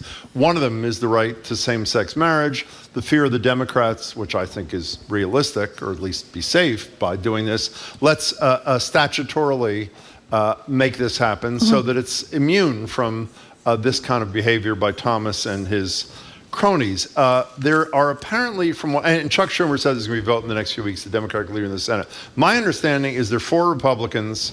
They need 60 votes, which means 10 Republicans and all the Democrats. 4 Republicans, Murkowski, Collins, Tilton is that his name? Tilson, whatever his name is, from the South. Yep. I'll look it up in a second. And I'm missing one. And the guy from Wisconsin, Ron Johnson, saw no reason to oppose it until he saw a reason to oppose it. Right. So they seem to be 5 or 6 votes short. What's the word as to what's likely to happen here? So it looks like, and we've talked about this for a billion years, the religious freedom aspect of it is the Republicans have now found a tag here that they can pull, which is we want to have religious freedom exemptions in it so that some people, I haven't seen what the full amendment would be or what they're pushing forward, but they can say, look, you can federally get married as a same-sex couple, but my religious exemption will allow me not to recognize it in some way.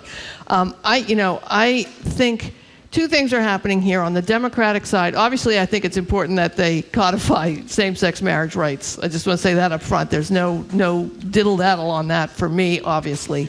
But at the same time, I think Schumer is pushing to get people on record ahead of the midterm elections so that he can have more ammunition to move Democrats, undecided, and people who care about democracy to get to the polls. On the other side, I think that the Republicans are trying to find a way to not vote for it and cover themselves without saying that they're anti-gay, and that's what I think this religious freedom amendment that they're trying to get through is. I think so. I don't know what's going to happen. We'll see where they get. I mispronounced the guy's name. Tillis is the one Republican. Rob Portman from Ohio, who's about to retire, is the second. And by the way, I don't know if you said this, that Schumer and some other, well, I don't know if it's Schumer, but maybe Tammy Baldwin and Kirsten Sinema actually are working on in language that may address some of those alleged religious concerns. We should say, though, here, 71% of the people in America support same-sex marriage. And the only reason I bring that up, beyond the fact to show how out of step both Republicans and members of the Supreme Court are, we started talking to you about same-sex marriage when it was in the low 30s. Is that what it was then? 31, 32%? If we were lucky, yeah. So, I mean, the American people have embraced this in every possible way, and the only obstacles to it staying in place so the people who love each other can feel safe and secure are the vast majority of Republicans in Congress and a Supreme Court who doesn't give a damn about anybody's rights. And they're doing it, they're opposing it, the Republicans, not because they're against it. I mean, just to also be clear about it, many of them, as you've noted, have stated that they're not against it. It would be a pure political move for them to do anything but to vote against it. This religious freedom thing just drives me crazy. crazy. Don't get me started. There really should be a test. You want to say that there's a religious exemption, you have to take a test. Well, how about you go to Mass on Sunday once in a while? How about that? But the joke of it is, these people are so-called go to Mass on Christians, Sunday. right? They're Christians. Yeah. And as we all recall, those of us who went to catechism, what was Christ doing? Hanging around with tax collectors who were reviled in their day for stealing money from people, prostitutes, lowlifes. What's the only time Jesus gets mad in the Bible? There's only one time Jesus gets mad at the Bible. Anybody? When the woman that says counting money, right? He tips the money that the money counters. So that's the only time Jesus gets mad in the Bible. It's bogus. It's absolutely bogus because it was not about not dealing with people or doing business with people or eating dinner with people. It's baloney. Right. Well, when I was in Europe, Jim, really? where I just returned from Greece. Sue was in Europe. Yes, I was in Europe, and every single person that was an American talked to us about abortion, brought abortion up within 5 minutes. My daughter was like, "Oh my God, everyone's talking about abortion." I said, "Yeah, that's the difference between the United States and the rest of the world." And one of the Greeks said to us, we were in Greece, said to us, "What's the problem? What's the problem with this abortion issue?" I said, "Well, it's religion." And he goes, "Oh, like you're more religious than Greek Orthodox people?" So that's a pretty good. It was great. Jewish people. Yep. Right? Don't we talk about being a Judeo-Christian society Yeah, here? so there should be a test. You want to say you want a religious exemption, you have to prove that you're actually religious. You know, one last thing about this. You have to prove this. that the religion you're supposed to be getting the exemption about says anything about not associating with people who do things you don't like. I mean, we all remember St. Paul, right? He was a killer. You know, one last thing on this.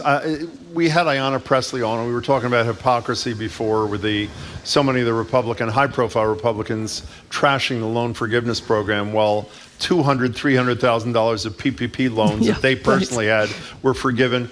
The other, I know we mentioned this guy a month ago, and I forget his name, unfortunately. Maybe you can find it for us, Jamie, unless you know it, Sue. Who was the Republican congressman who voted against the gay marriage bill, and then the next day went to the same-sex marriage of his son? I mean, really? Really?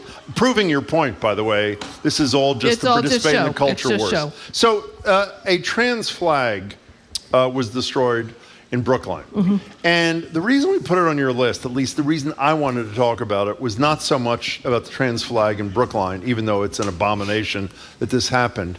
Have you been reading about J.K. Rowling and the latest thing? Of course, yes. People know the anti-trans history of this woman. She has just written another book, which I just read about a couple of nights ago, in which the protagonist, and I use the term loosely, is a transphobic person, very much like her.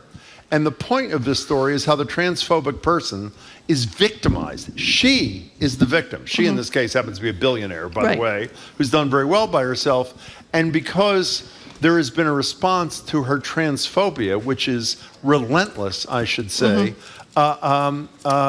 she is now a victim. What's your reaction to all this?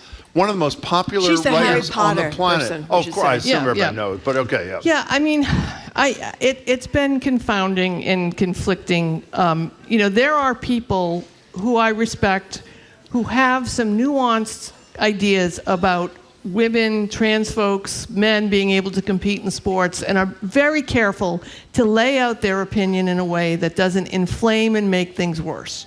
And then there are some people that don't really have any issue at all, like J.K. Rowling, who just, for some reason, feels that she is defending womanhood in some way, and then was shocked when there was pushback on her in the way that she was doing it was offensive, wrong, scientifically wrong, and also inflamed anger against people who, by the way, are the most likely to be victims of hate crimes. Exactly, one of the and least crimes. vulnerable people on the planet, Right. attacking One of the some of the most vulnerable people on the planet. So, and unfortunately, as pushback happened on her, she just dug in. I mean, this book is longer than most Harry Potter books, which is the other point. It's not a of it. Harry Potter book. I should have made that clear. But the book that she, or the shorts, whatever it is, it's longer than many things. So, I'm not really sure where J.K. Rowling is coming from, and I think the kids who are now adults who starred in her movies have worked really hard to try and just get away from her. And it also brings up some other troubling, tropes that she's had in her books and her characters, which make you wonder what she's been thinking all this time. But yeah, it's if you can't add something substantial to a conversation that's going to move the conversation forward in a way that doesn't put people in danger, then shut up. Well, also, and if you want to go after somebody that's more powerful than you, not someone Punch who has up. less power Punch than up. you. Punch up rather than punch down. So this whole kerfuffle, as Jim likes to put gotta it, be brief, at this this movie, Don't Worry, kerfuffle. Darling. This is a 20-minute piece. I know it is. That's why I said I mean, that. it seemed to have captured a lot of attention. What exactly is going on here? So Don't Worry, Don't Darling. Worry, Darling, yeah. Yes, is the movie that's been directed by Olivia. I was going to say Olivia Wilde. I was going to say Oscar Wilde. Olivia Wilde. Now the thing, this is my conspiracy theory. Good. She did this excellent movie, directed this excellent movie called Booksmart in 2019. It's an excellent. Is it really? It's a funny, It's great. excellent movie. Booksmart? It had no pre-publicity. Nobody really reviewed it. It had no publicity. And I just feel like Olivia Wilde said to herself, that is not happening to me again. And this movie, Don't Worry, Darling, has had more pre-publicity than I think any movie I have ever thought of. Even if you weigh that Harry Styles is in it, and Florence Pugh is in it, and Chris Pine is in it, and all these well-known people are in it, it has been fraught with drama behind the scenes. It's Olivia Wilde, who is having a relationship with Harry Styles, who's the biggest pop star in the world right now. And did it happen while she was still partnered with, what's his name from... Is it Chris Pine? Bill Clinton. Bill Clinton. Yeah. It's not Bill Clinton. I'm sorry.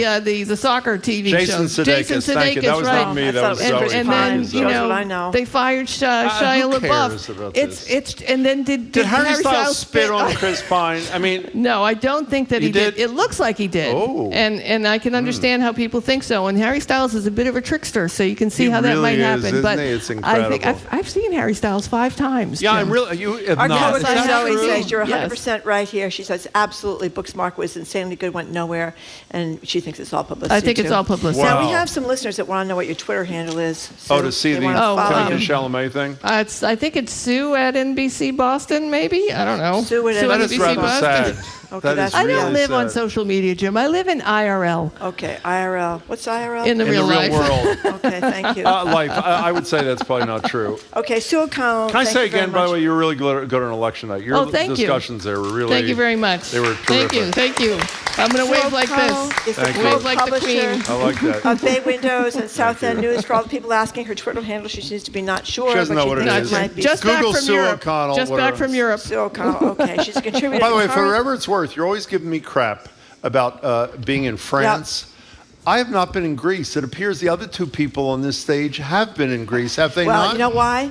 Sue O'Connell's from Riviera. Yeah. And I'm from Fall River. So Okay, that's, fine. that's the difference We got there. Greeks there. That's right. Apparently, They're Greeks. Okay. Greeks there. She's See you on later. NBC, LX, and NECN. Sue, thank you very much. Good to see you, Sue O'Connell. Up next, we're going to hear from GBH's Jared Bowen on the AI-generated art, challenging our perceptions of what award-winning art can be. This is really kind of wild. He's going to tell us about that and a lot of other art and culture going on right around here. You're listening to Boston Public Radio, 89.7 GBH. We are broadcasting live, as we do every Tuesday and every Friday, from the Boston Public Library.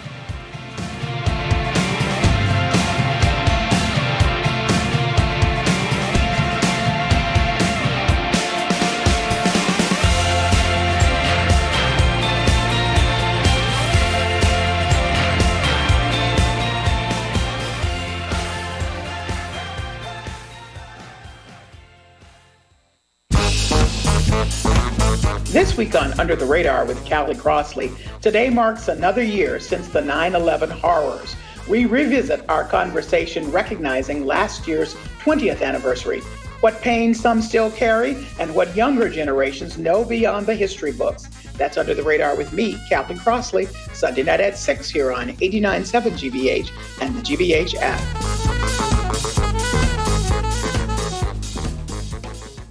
Support for GBH comes from you.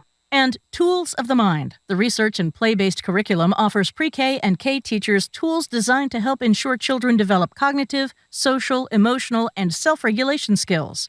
toolsofthemind.org. And Bryant University, dedicated to educating and inspiring graduate and undergraduate students to excel as innovative leaders prepared to make a difference around the world. Learn more at bryant.edu. He's Jim Browdy. And she's Marjorie Egan, and this is 89.7 WGBH, WGBH HD1 Boston, online at gbhnews.org. Boston's local NPR.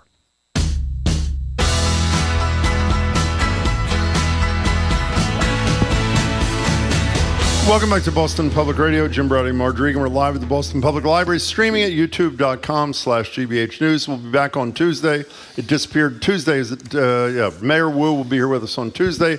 Ask the mayor from 12 to 1. But joining us now is GBH's executive arts editor. That'd be Jared Bowen. Jared, it's wonderful to see you. You're still on the stage with two people who've been to Greece. You've been to Greece too? Yeah. Oh, you've been to the same deal as she has. A friend of ours has got a house there on Hydra. I thought she was my friend too. Apparently not. I didn't invite you, Jim. Okay, what can I fine. say? What But can I want I to say? say for the emailers that were asking, Jamie, our producer, found out it's at Sue NBC Boston. That is Sue O'Connell's, our media maven. That's her Twitter handle.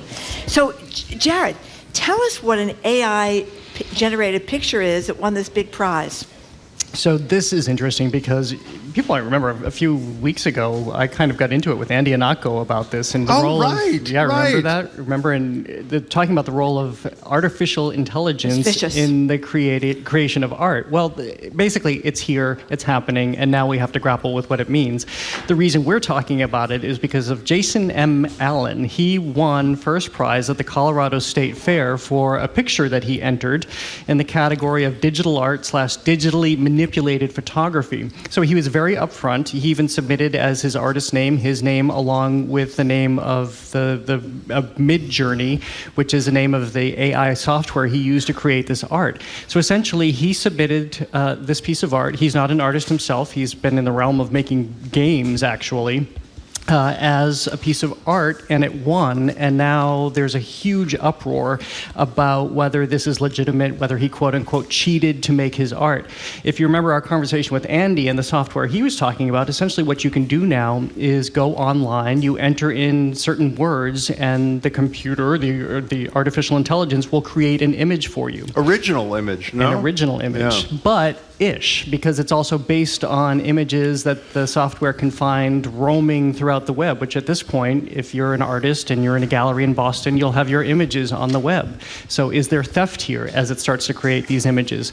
Artists have also argued, well, you didn't actually create this digital photography, aka using a camera or something like that. His argument is, to do this, I spent 80 hours inputting phrases so that it could come up with his theme, which was basically a vision of a space opera. And then he spent another 900 iterations going through and remanipulating the image until he got it where he wanted it. So we now are at the point, just ahead of the robot war coming with artificial intelligence, about where art stands and the creation of art in this moment of artificial intelligence. I was talking to a colleague today who pointed out that we humans created artificial intelligence, so there's the hand there.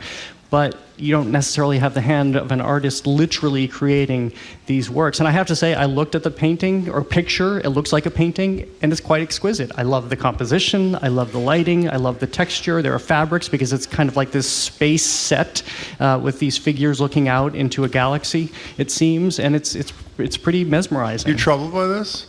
I am troubled by it because, as I've talked about time and again, the reason I love art is because of the process and the hand and the thought and the emotion and the intelligence from a human being that goes into the creation of it. Here, it just feels cold to me that you just type in keywords on your computer and you're going to generate something. But I think as we see society evolve and we see little kids who grow up with this amazing facility for computers, this is going to change. And maybe put what we consider to be traditional artists out of business. By the way, this has nothing to do with the larger debate, but this guy sounds like a big a-hole. I don't know if you read the final quote, and it shouldn't have been the last line in the New York Times story. Here's this, what's his name? Jason M. Allen. Jason M. Allen. Art is dead, dude. It's over. AI won, humans lost. Isn't that repulsive? Repulsive. Okay, so you might have seen on TV this week that former President Barack Obama and Michelle Obama went to the White House because they were having their official portraits unveiled. I didn't realize that usually it happens by the predecessor, so Donald Trump should have been there for that, but it wasn't. He wasn't, for whatever reason. Successor. Yeah, whatever it is, a person that comes after you. Right, successor, right. And but anyway, now that Biden's in the White House, they had the portraits unveiled. And but I want to talk first about the ones that we all saw before that are coming to the MFA. The one they're now. Are they? They're here now. Yep. Barack Obama sitting among this. I should hold this up.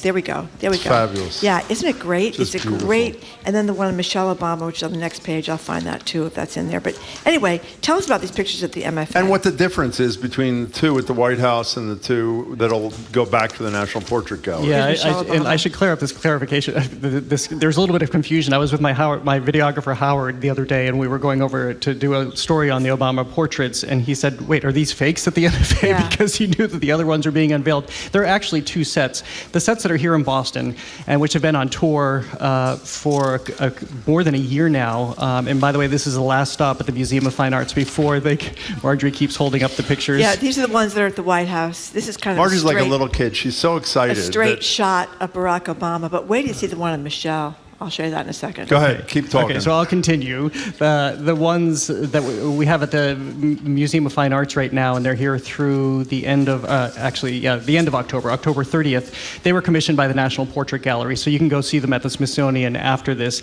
The ones that were just unveiled this week were commissioned by the White House. But the ones we're looking at right now on YouTube, were the ones that, again, at the MFA were created by Kehinde Wiley and Amy Sherald. And they are just so unbelievably distinct-ish, because when I saw these in D.C. right before the pandemic started, actually, and you see there are other artists throughout history, like Elaine de Kooning doing John F. Kennedy in a more abstract way. Then you have had artists break the mold, and the Obamas wanted artists to break the mold here. They are art lovers themselves. They asked for art to come into the White House to even be as part of the residence.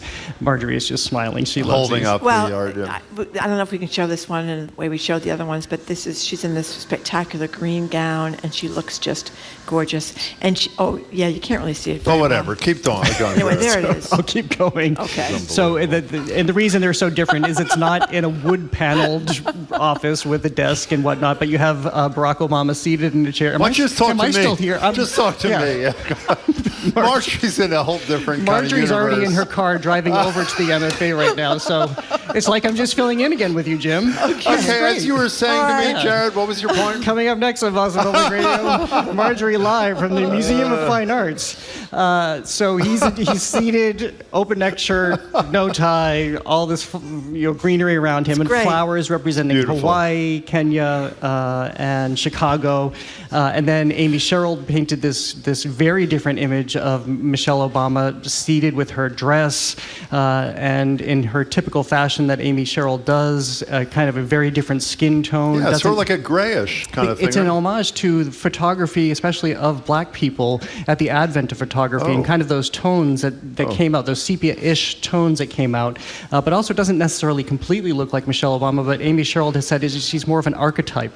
And then the latest portraits, the ones that Marjorie's driving over to, she's still looking at as she's driving over. Well, they're really different. They come from the artist Robert McCurdy, who takes a ton of photographs, and then these are the White House, not the MFA. These are the White House ones. Yeah, takes a ton of photographs and has painted the president in front of a white background, so that you're just basically looking at him and engaging with him without any artifice around it whatsoever. Can I talk about that before you talk about? First of all, Marjorie, if you and your kid, for the next few minutes, show pictures of your kids from your phone to the people watching Actually, on YouTube. I put part of the Obama portrait on my phone. Oh, you did? We can do there that. you go. Fine. There Okay. you go. The Oh, amazing. yeah, hold it up there. Oh, They my can do a God. close-up of you right there. It's my new Okay, lock fine. screen. That's good. Yeah. Yeah, we Okay, can. as I was saying, Very nice. the McCurdy Is that thing the at the White iPhone House 12? of Obama. This is the iPhone 13. Oh, I guess we're leaving you behind. It now. is the 13. most realistic, the most real. It is like a photograph. Yeah. And that's his Yeah. style, from what I understand. He spends months, if not over a year, painting. But it's not like a photograph. It is as close. It is as close a painting comes to being a photograph as I've ever seen in my Unless life. it's AI. No, it is not. It is, but that's his style. That's Well, what he it's- does, right? I read how he talked about this, which is kind of the opposite of every artist I've ever spoken to, especially who does portraits, which is they want to bring in elements that show their hand in the making and how they have interacted with the sitter or the subject. Like Kehinde Wiley, like working in the flowers that represent the past of Barack Obama.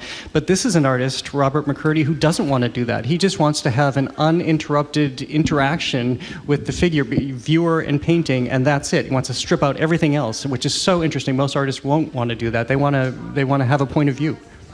You know, one last thing about this, there are rumors, Marjorie said this to me the other day, I thought you could confirm this, that when the Trump photos are unveiled, they're waiting to see, I don't know if it's true, this is what she told me this morning, whether he'll be in the blue suit with a long red tie or in an orange jumpsuit. Do you know which photograph they'll be putting up? I've been working my sources, and But they just can't tell yet? me yet. You know? Okay, fine. Yeah. Okay, tell us about... Can I say, is it possible to get into the MFA for this? It is. I should point out, you can go in, but you have to get a time ticket in order to go. And the other great thing they've done, they have Portraits of Leadership, which is an exhibition curated by teenagers, and they had people from Dorchester to Seoul, as they describe it, submit portraits of leaders, everybody from pop culture to people in their own lives, friends, family, and other figures like Maya Angelou and Malala. And so those all flank the galleries outside where you'll find the Obama portraits. Can I make a suggestion, Marjorie, to interrupt you? What? Only because we're a little bit behind here. Rather than us picking the next topic, can you decide what we discuss here, leave to last the thing that can wait a week? Because I don't think we're getting down the whole list here. We should talk about Sing Street. Do a Sing Street. Let's get in the mood. I We heard have you some a sound. morning edition with this. Oh my God, go ahead, play some sound. This is the song Up from Sing Street, which is coming to the Huntington, or is it already there? It's opened, yep. It's opened. Okay, here's the song.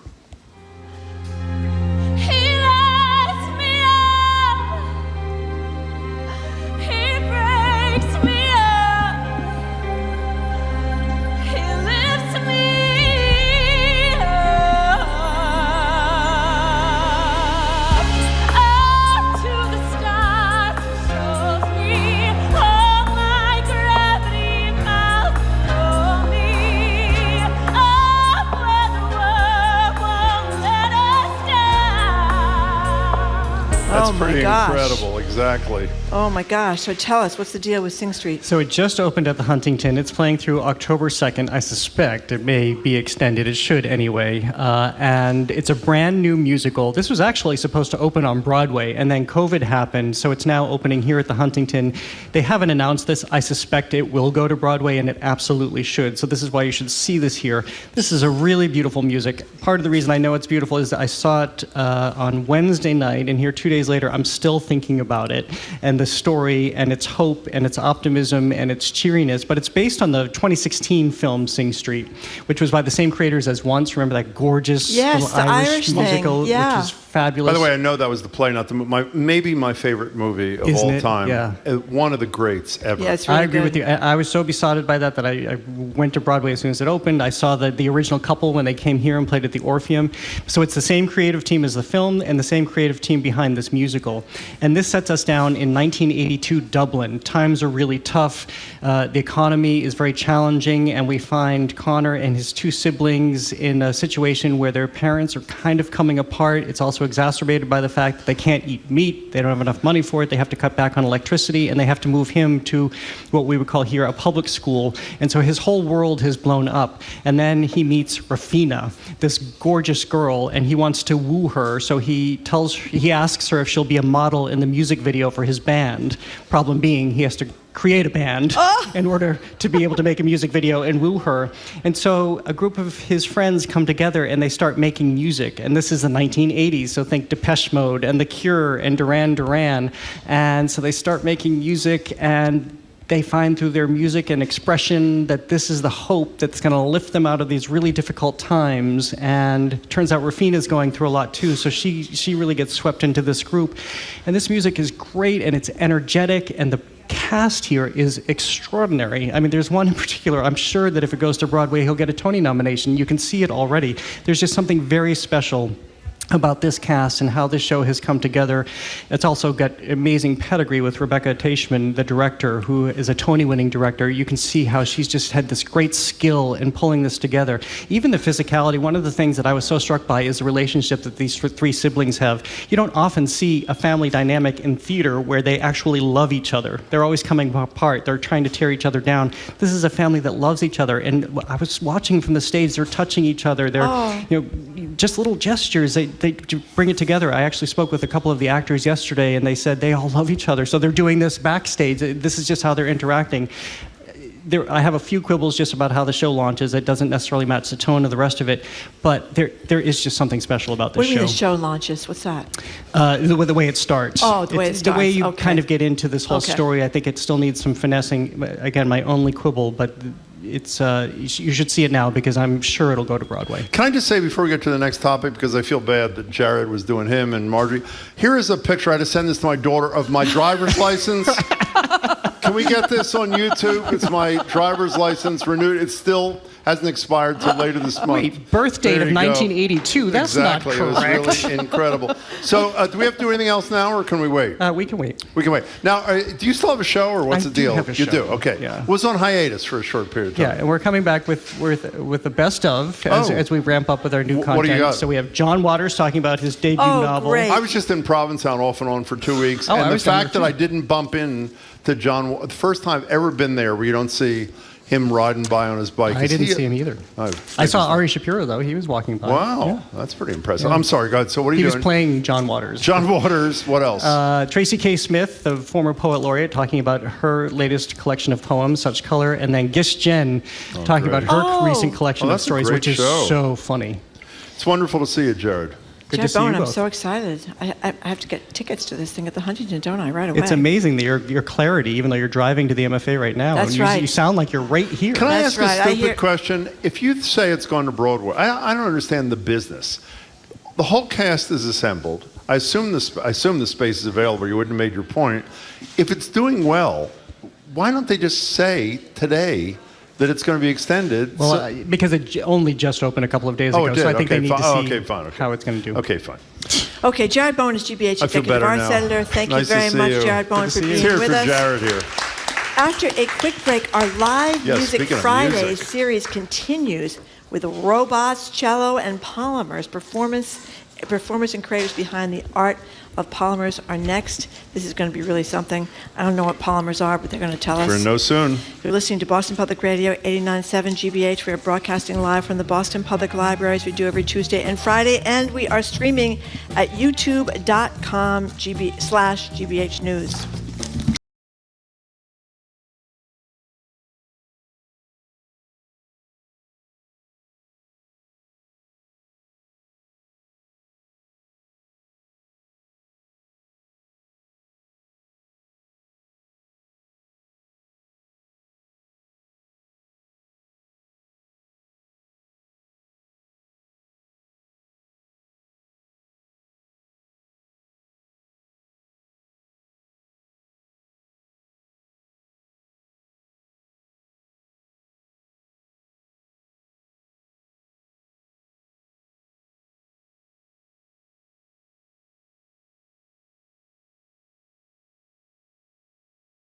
New poll shows Maura Healey with a healthy lead over Jeff Deal in the race for governor.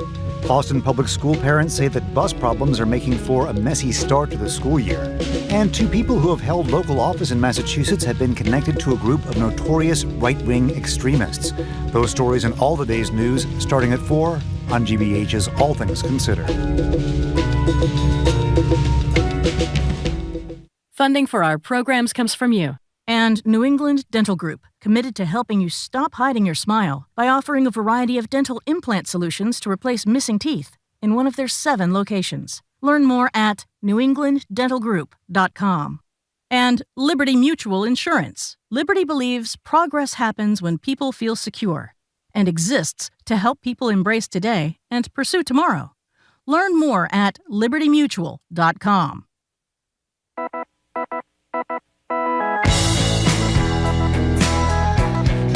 Welcome back to Boston Public Radio. Jim Browdy and Marge Regan. We're live at the Boston Public Library, streaming at youtube.com/GBH News. We'll be back at the library on Tuesday. Amongst our guests will be the mayor.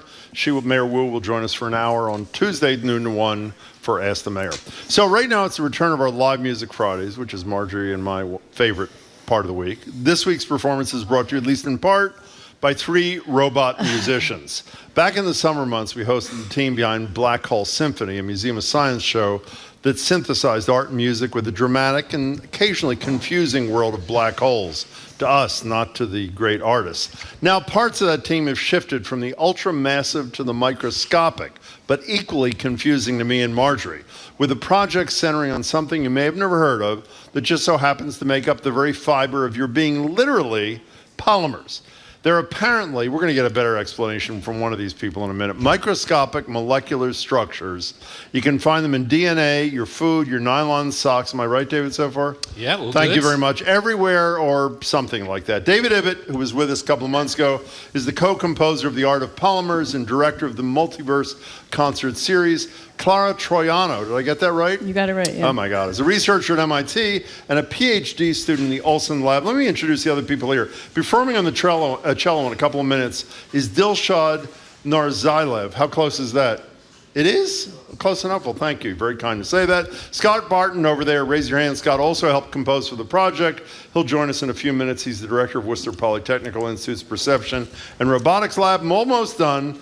Together, they'll be performing The Art of Polymers on Friday, September 16th. That's live at 7 at the MIT campus's Killian Hall with a streaming option. We'll tell you this again in a few minutes. To attend remotely, tickets are limited, available at multiverseseries.org.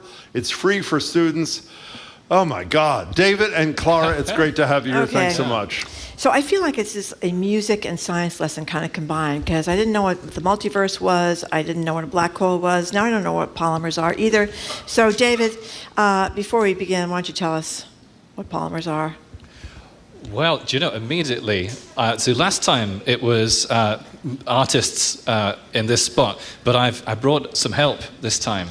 So Clara here is the scientist, and well, she's been inspiring me to create music, and really there's a lot of science directly going into the music. So Clara, would you? Well, wait, but Clara, before you do you have a family history on the polymer front. Yeah. So Why I don't can you tell share that with us before Clara gives us the science? Well, I grew up around polymer science through my dad. I know. So he was working at Courtaulds, and they were working on this polymer called Tencel. They thought it was going to be the next nylon. Everyone was very excited. Now you find it in some very niche pillows. If you go to Mattress Firm, you can find Tencel. So it didn't take off, but he was making socks and fibers and bringing them home for us to try on. And you'd see little diagrams of molecules on napkins, but he's a quiet guy, so but it was sort of percolating. I never thought I'd get to do music about it, but because of this city of Boston, there's science everywhere, and it happened. And so Clara, educate us a little bit as to the science. Sure. So a polymer is essentially a molecule that's composed of repeating chemical subunits. So for example, your whole body is made of proteins, and these proteins are polymers of subunits called amino acids. So they're everywhere: proteins, plastics, rubbers, fibers. Speaking of rubber, we're going to get to rubber in a second. I know that's your area of specialty. Do you ever think you'd be doing music? Yeah, having to do with polymers. It's kind of like when you do an amino acid symphony. Probably not. You know what I mean? Yeah. But this is like polymer music. It is. It's unusual. Yeah. Are you surprised that it got to this place? Yes, certainly very surprised. It was definitely right place, right time. I'm very happy about it. So we're going to play some rubbers sound in a second. Yep. It's this sonification thing. Do you want to tell us what we're going to hear exactly? Which you're going to tell us? Yeah. So Go ahead, David. sonification is listening to data. So we're all used to visualization. So like a graph, for example. But graphs, they can be dry. They're, for the experts, and we have these ears that can respond emotionally. So I like to take data and turn it into music and transform it. So that's what this is. It's a sonification of rubber being stretched in Clara's experiments. Literally? Yeah. Okay, well, here it is. Let's listen.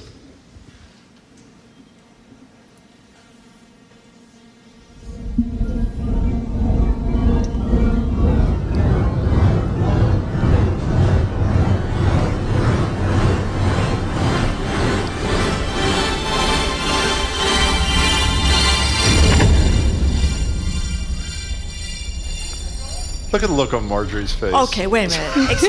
Explain that again. What did I just hear? So Clara sent me a graph, which is the rubber being stretched, and it has a very unique curve, and then a drop off at the end as the rubber finally breaks. And I take each data point and I put it as a note on a musical instrument. Could you tell what the instrument was? Viola. Good guess. Very good guess. I'll give you a hint. He's behind you. A cello, of course. I was going to say that. So I have a massive number of virtual cellos that can interpret the data in my software. So it's cellos playing rubber data as a way to communicate this curve. And every curve is different depending on the sample that Clara's working on. All the samples have a different curve, and she's trying to find the best one. So in a second, you'll tell us what Dilshad is going to play, but how'd you get into rubber? I mean, how did you get into rubber? I mean, yeah, I think is that anybody, a fair question? Or yeah, not? sure. It is. Sure. Okay. Anybody you talk to in academia works on some esoteric, very specific thing. So I am a third-year graduate student at MIT, and basically you choose a professor to work with, and when you choose a professor, they choose what you work on for the most part. So I came into Brad Olson's lab, and he was like, "What do you think about rubber?" And I was like, "Cool, nice," and that's how I got a start. But I just have to understand. I drive by MIT every day, and it's intimidating, I have to say. So you go back to your apartment or your dorm room after you have this conversation with the professor, and you close the door and you say, "My area of specialty is about to be rubber." How do you feel at that moment? I'm serious. How do you feel? I mean, I think when you first hear about a research topic, it sounds quite small, right? Because all of these topics are very kind of insular and narrow. But once you kind of dive into it a little bit, it's actually kind of terrifying how little anybody knows about anything. And so it starts to feel very, very big. So there's so many mysteries about rubber, and rubber surrounds us, right? It's entire, it's all sorts of places. Well, didn't I read something weird about how rubber does stretch and come apart? How does it, when it actually breaks apart? Tell us about that. Sure. So I guess I can tell you about these tensile tests that David has modified. But essentially, when I make my materials, I want to see how strong and tough they are and how much they stretch. And so as I stretch this rubber, it's a polymer, right? So it's a very long chain. And so as I stretch it, it starts getting harder and harder to stretch because these chains are aligning very perfectly. And the material doesn't really like that.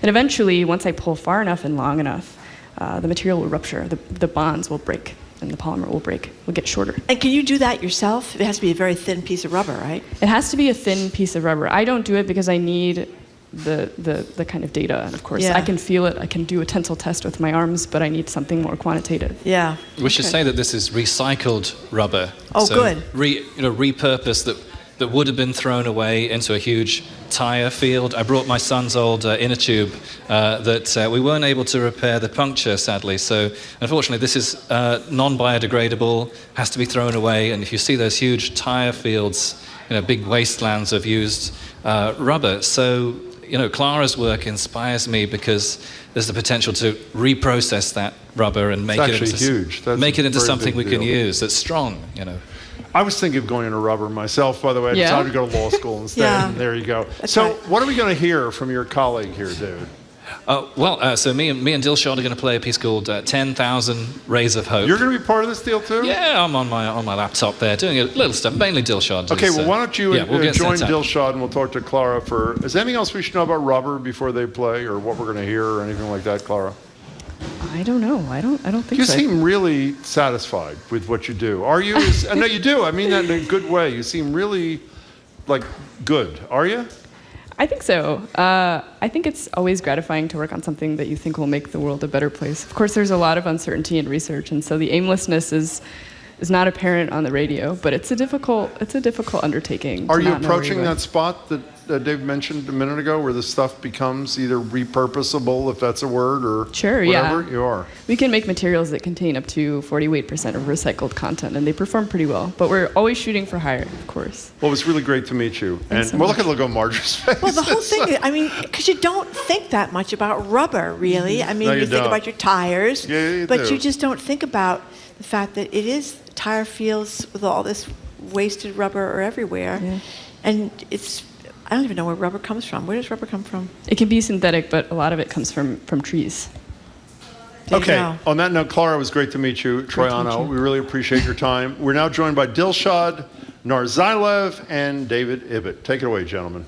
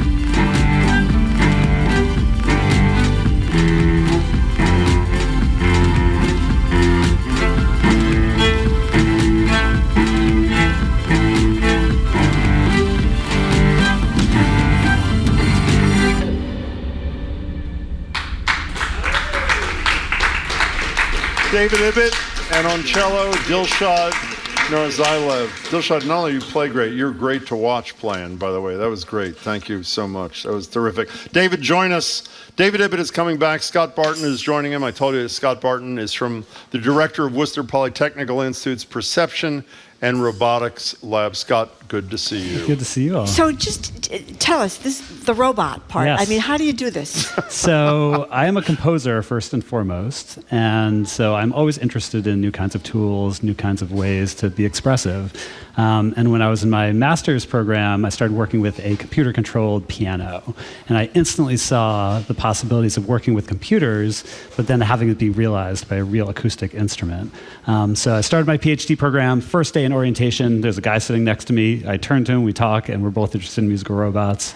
We form a collective, and we've been building, designing them, touring the world with them ever since. Hey, so Scott, staying with you for a minute, and then we'll get you to go to your instrument. And instrument, is that what I should call that? That is a large philosophical conversation. Okay, well then, that's what I want to touch. We could table it. Then or you can talk move in about that direction. Then we'll talk to David for a second. Were you here for the discussion we were having with Jared Bowen? I did. I was quite interested. So the question there was: is digitally created painting art? Is it art? And there's obviously a big dispute. Is what you do? What is that exactly? How does that fit into the grand scheme of? Well, so it's always there's always composed? some mediation between an idea, a creative idea, and it being realized, right? So a piano is an incredibly complex mechanism, right, with thousands of parts, and so we interact with that in certain kinds of ways, and it allows us to be expressive in certain kind of ways. Now, as people have developed technology, there has been some distance between the generative process, the creation process, and the realization. Whereas someone can create instructions that will generate instructions that that happened earlier. You don't know where that person was. You don't know who they were, and so that creates this, I think, alienation, some distance. But nonetheless, there's always people behind all of this. When I write algorithms, it is my expression. I'm expressing myself through algorithms as opposed to putting my fingers on strings. I think it's fairly safe to say you've thought about that before. Yes, and I'm writing a book about it. Yeah. Oh, you are really? I am. Well, are you playing alone, by the way?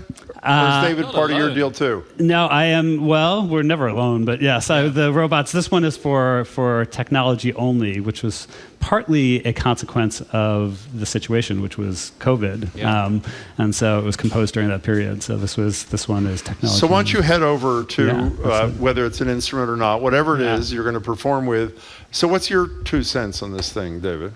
Oh, the AI? Yeah. It's similar. We always use tools. I mean, I'm on my laptop there. I like to get my hands in it, but the degree, it really depends what I'm making. And, the AI art, I mean, was it 80 hours to get that image? That's done with your hands. And there's a lot of humanity goes into just choosing which image to go with.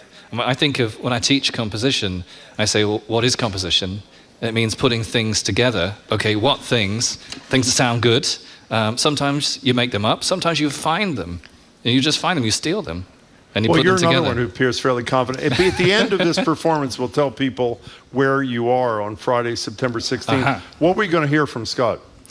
Well, we're already here with a piece called Mechanophore for the robot ensemble. We've got Pam, Zyther, and the robotic percussion. And the percussion is the new instrument because it's made of this new polymer that's come out of the Monet lab that we're working with on this Art of Polymers project. And it will change color under stress. So with each hit of the drum stroke, the molecular topology, I learned that term for this, changes and reacts to stress. Which would be useful in other ways when things are under stress. Exactly. So you can have parts of an engine that would tell you when they're under stress, when they're likely to break, but they haven't broken yet. Because the color would change. Yeah, the color would change. Fabulous. Yeah. David, it's wonderful to see you as always. We'll tell people where they can find all of you performing. Now we're going to hear Scott Barton.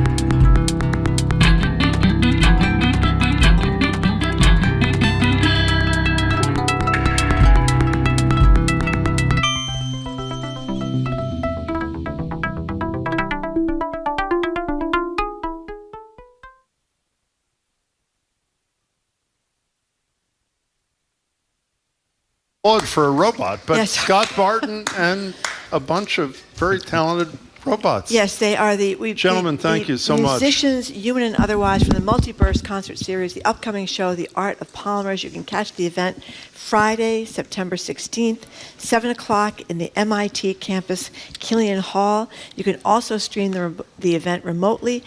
Tickets are limited, but they are available at www.multiverseseries.org, free for students. That's www.multiverseseries.org. Thank you so much, gentlemen and ladies, for coming in today. I hope people, if they weren't at the library, were watching that on YouTube. Yeah, That was pretty it's amazing. spectacular, actually. Okay, you're listening to Boston Public Radio 89.7 GBH. Up next, tattoos of the embattled and beleaguered MBTA are apparently sweeping the city in its time of crisis. We're going to open the lines to ask you next. Do you want to get an MBTA tattoo? What is actually tattoo culture in the 2022? Is it okay to wear tattoos at work now? Where in your body? What are your favorites? What are your mistakes? Like the one you made of your ex, whom now you cannot stand.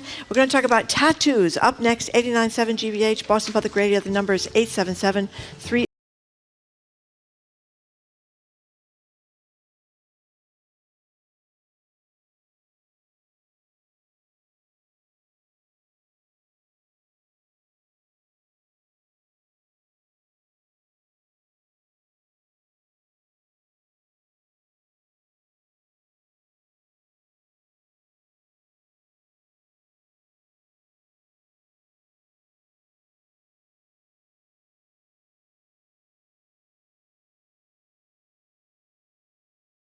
Sir?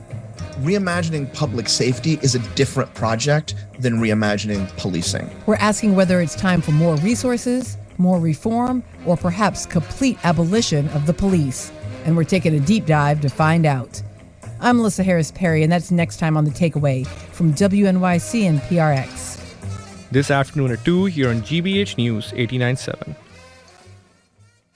Our programs are made possible thanks to you. And the DeMoore McKim School of Business at Northeastern University, where students can gain the knowledge businesses need in today's tech-forward economy. MBA, master's degrees, and graduate certificates available. northeastern.edu/future of business.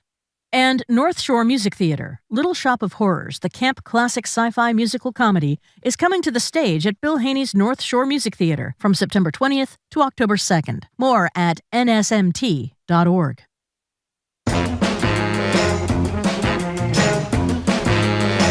Welcome back to Boston Public Radio. Jim Browdy and Marge Regan. We're live at the Boston Public Library, streaming at youtube.com/GBH News. I want to thank Vince LaRoe, too, who helped make that all happen a couple of minutes ago. We should have thanked him earlier. For this week's closing segment, we were inspired by a Boston Globe piece out this morning about the rather odd people who've gotten MBTA-themed tattoos permanently inked on their body. Red line trains, map outlines, the T logo itself, all ways for people to express their admiration, I guess. Admiration for the train service, rain or shine, or blazing fire that forces you to jump into the mystic. We're going to spend just the next few minutes talking about tattoos we wish we had not gotten and all the things we do to keep the mistakes hidden, tattoos you have that you love, or tattoos that you are contemplating placing on your body. The number is 877-301-8970. By the way, you're welcome, tatted up or not, to participate in this conversation. 877-301-8970, or tweet us at BOS Public Radio. Why don't you describe the tattoos you have, Marjorie? I do not have any tattoos, Jim. How You about you? do not. I'm actually, as you know, this weekend I'm getting a teardrop on my face. My attitude about tattoos, my younger daughter started getting tattoos. She's now Mine got too. a full sleeve. I hated it at first. I am totally in love with tattoos after a couple of years of her beautiful body embellishments. The only thing I can't deal with at all are tattoos on one's face. And you know, boy, talking about how the world has changed, we said to Sue about same-sex marriage when we met Sue and started talking to her on the radio, 20 years ago, 30-some% of people supported same-sex marriage, about 71%. You couldn't get a job in most places With a tattoo. 15 years ago unless you covered up tattoos on your sleeves. And I think, I haven't done a huge amount of research, I think virtually any employer, a law firm, a bank, whatever, as long as you don't have ink on your face Or your neck. I think neck is probably pretty accepted these days. But maybe you're right. But it seems to be not only okay, but sort of the norm. We want to know 877-301-8970. If you made a tattoo mistake that you've been contemplating getting rid of, by the way, it's much more painful, I'm told, to get rid of them than to have them put on your body. Or if you're on the fence and you're contemplating doing it and you haven't quite gotten there, we'd love to hear from you as well. I like the Globe, Spencer Buell, Buell, did a great piece. Formerly Boston Magazine. Yes, We had him on. He did a great piece about this. You can look at the pictures. But this one guy, this Chris Haight, he's 41 years old. He got a permanent tribute to, of all things, the MBTA, a 3-inch wide rendition of the T logo in the center of his left forearm, and and he's really devoted to the T. I He's am been aware on of the that. MBTA Rider Oversight Committee and all this kind of stuff. And he said his only regret is that he didn't get it on his right hand, so he could have a microchip in the forearm, so he could get on the T for free or whatever. He used to get on the T, contactless payment kind of deal. The T ones are a little bit weird. I don't know why. I mean, someone's got I don't know if this was a joke. The thigh tattoo of the orange line of flames, was that a joke? Or was I that couldn't serious? tell if it was a joke. I think I have to say, the whole notion that people are deciding to get tattooed with any image relating to the T, even if it was operating well, do you find that odd? Or maybe just they're a public transit kind of person? Well, this one person has Jack Williams has the MBTA map inside his arm too, and he said this to him. I think he's the guy that said this was about being able to get around Boston when you're a young person coming here. And somebody said that it was about this other person. This is a different guy. Said that the T, when he lived in Dorchester, was a gateway to everything, the culture of Boston, so he could get from Dorchester downtown. That's actually so. Yeah, so he was very attached to the T as well. I don't get it, but what the heck? The T she doesn't get. The T tattoo. Robert in Boston, you're first on Boston Public Radio. Welcome to the show. Hi. Hey, how are you? How you doing? Excellent. Good. I just wanted to say about the tattoos. They don't. I have a bunch. I have a bunch of tattoos, and I don't regret it. You know what I'm saying? Because at this point, I've had them so long that when I look in a mirror, I don't even see them no more. They just now it's just like embedded in me. It's part now. of you, like, right? Exactly. Right. You know what I'm saying?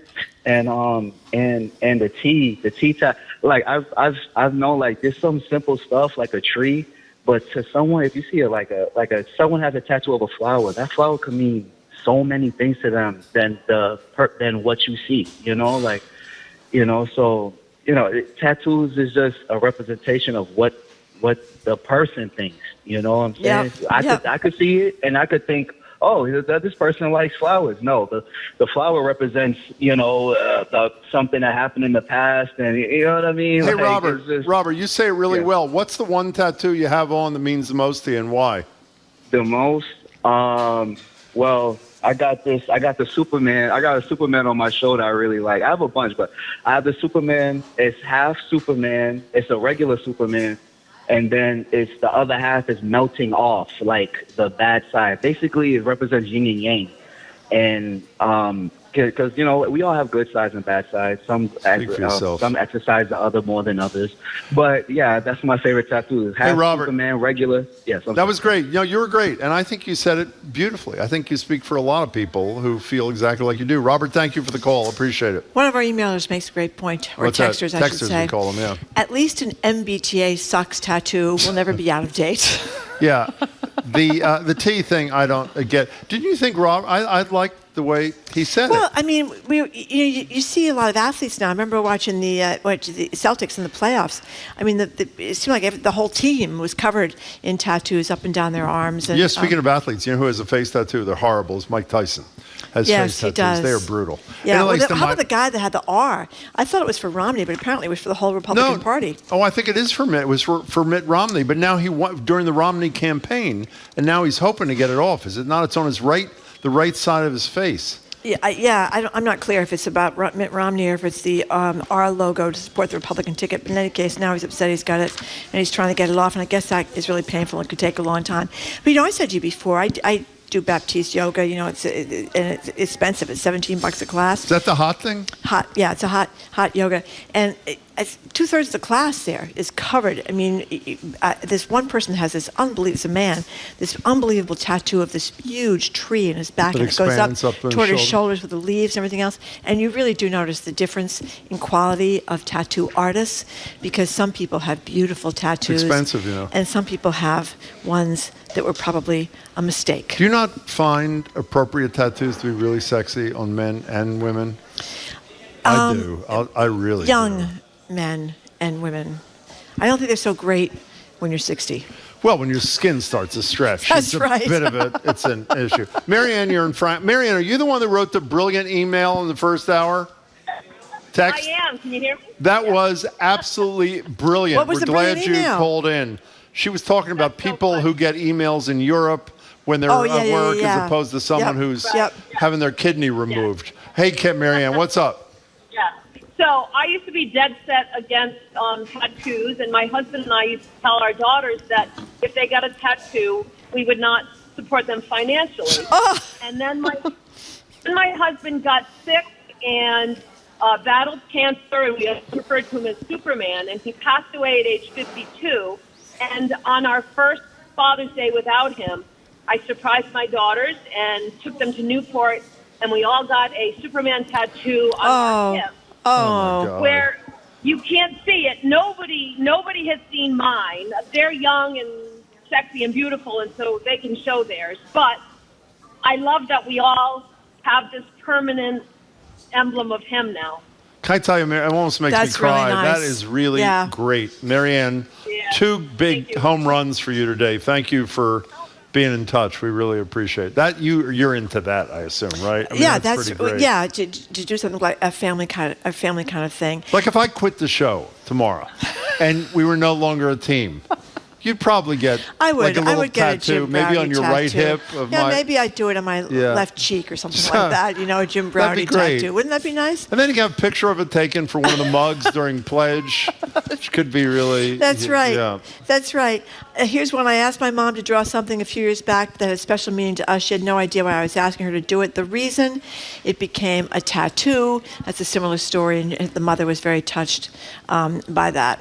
How do you feel about, I mean, we both talked about our younger daughters are almost the same age. I hated it at the beginning like Marianne did too. I totally, as I said, I love what my kid has done to herself. She's a lot of tattoos, by the way. How do you feel about it? Well, she made a mistake with the first tattoo that was bad, and then she went back to a better tattoo artist, and they fixed it. It's very, and it's very pretty. She's got a couple of ones, not that many, but she's got a couple of ones, and they're not places you could necessarily see unless she's in a bikini. Oh. Kate Norwood, you're next on Boston Public Radio. Thank you for calling in. Hi. I'm a mother of a daughter that cost me about $1,000 to remove a tattoo. Oh, no. My God. Because, well, you know what? They go to college, and every college town has a tattoo artist, and they look at a notebook. They don't say to the artist, where were you trained? Are you an artist? Show me something that you do. So God knows. You know, it could be, I could go in and probably get a job for $10 an hour and say, I can do that. So I really feel that people need to research because it's permanent body art, and it should be done by a truly trained artist. So did she Did she want to get the tattoo removed because it was poorly done? It was amateurish. Is that the whole deal? There was two reasons. One, it had a saying that actually had to do with something that was very significant at 18, but at 30, that's a it problem really too, it was a bad memory actually. So it just wasn't appropriate. She does have other tattoos that are magnificent that she went to an artist, and they are beautiful. And I won't have a tattoo. I'll never have one. But these are, graduate degrees. Women are having tattoos, and more than one. Hey, Kate, thank you for sharing that. We should have asked her not only the $1,000 you mentioned. I think that's actually a fairly reasonable price, depending on the size. They're supposedly, as I say, really painful, I'm told. Well, painful to get in and much painful more to get taken painful off. to get off. And, put on. That's the thing. That the ones about the ex-boyfriends or ex-girlfriends or ex-spouses are very problematic. You know what I mean? Could you do me a favor, Yes. only because it was really moving what you said? Could you let me know by Monday where you would have the No, I'm serious, just so I get a sense of what you do. Should I decide to move Paul's on. another good point. If you're thinking about getting a tattoo involving the T, you don't really have to worry because they were told tattoos of the T will only last a month. Very good. We're done. Thank you very much. Oh, we are? We are done. That's the way it God, works. that was quick. We just See, started. when the clock says there's no time left, you know what that means? Yeah, that's a good It point, means there's Jim. no we are time done. left. I didn't realize I was Thank getting you. into the story. We ran Now a we're little done with it. behind We today. ran a little behind. Okay. Thank you. We are done, as We Jim are said. done, Thank you yes. very much to people that came down to the Boston Public Thank you all Library. for coming. We very We really much appreciate it. that. If you haven't had enough of us, you can keep up with us 24/7 by way of our podcast. Monday, we're going to be joined by the legendary documentarian Ken Burns and producer Lynn Novak on their latest PBS documentary on the Holocaust. You started watching it, by the way. I watched the first half hour. I'm watching it this weekend. It is. I'm very much looking forward to it. Well, he is a Spectacular. genius, and so is Lynn Novak. They're both We good. also have the Democratic candidate for Massachusetts Oh, Attorney great. General Andrea Campbell is going to join us, plus Meredith Goldstein, who's featured in the new comic book Jim. And on Tuesday, we'll be back here at the library for Ask the Mayor with Michelle Wu. She's going to be here from noon to 1 on Tuesday at the library. Can I just say, by the way, we're having the Democratic nominee for Attorney General on the show. We will, of course, have the Republican nominee on the show as well. Yes, so we will. do not be upset about balance. We want to thank our crew, Zoe Matthews, Aidan Conley, Mackenzie Farkas, Gia Orsino, our engineer, John the Claw Parker. Bill Piacitelli is in for John Parker today. Our executive producer is Jamie Bologna. And special thanks to the BPL engineering team, Seth Patel. Ha, ha, ha. I called him by the wrong Making name. That's fun a of joke. Marjorie. He's Cy Patel, not Seth Patel. I goofed that one up. And Angelica Marrero, we thank her too. They did a great job putting all those... They did. And we only have a couple seconds left. For those people in the library, a special treat. Jamie Bologna, who's our lead producer here, last week he didn't want to talk about it. He got a tattoo on his behind of me and Marjorie. And he's actually going to show it to everybody. It's very tasteful.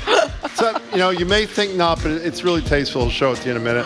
I'm Jim Browdy. I'm Marjorie Egan. Thanks again Have a for great tuning weekend. in. Thanks for coming coming. down here. Appreciate Hope you have a great weekend and hope you can tune in again on Monday. Bye.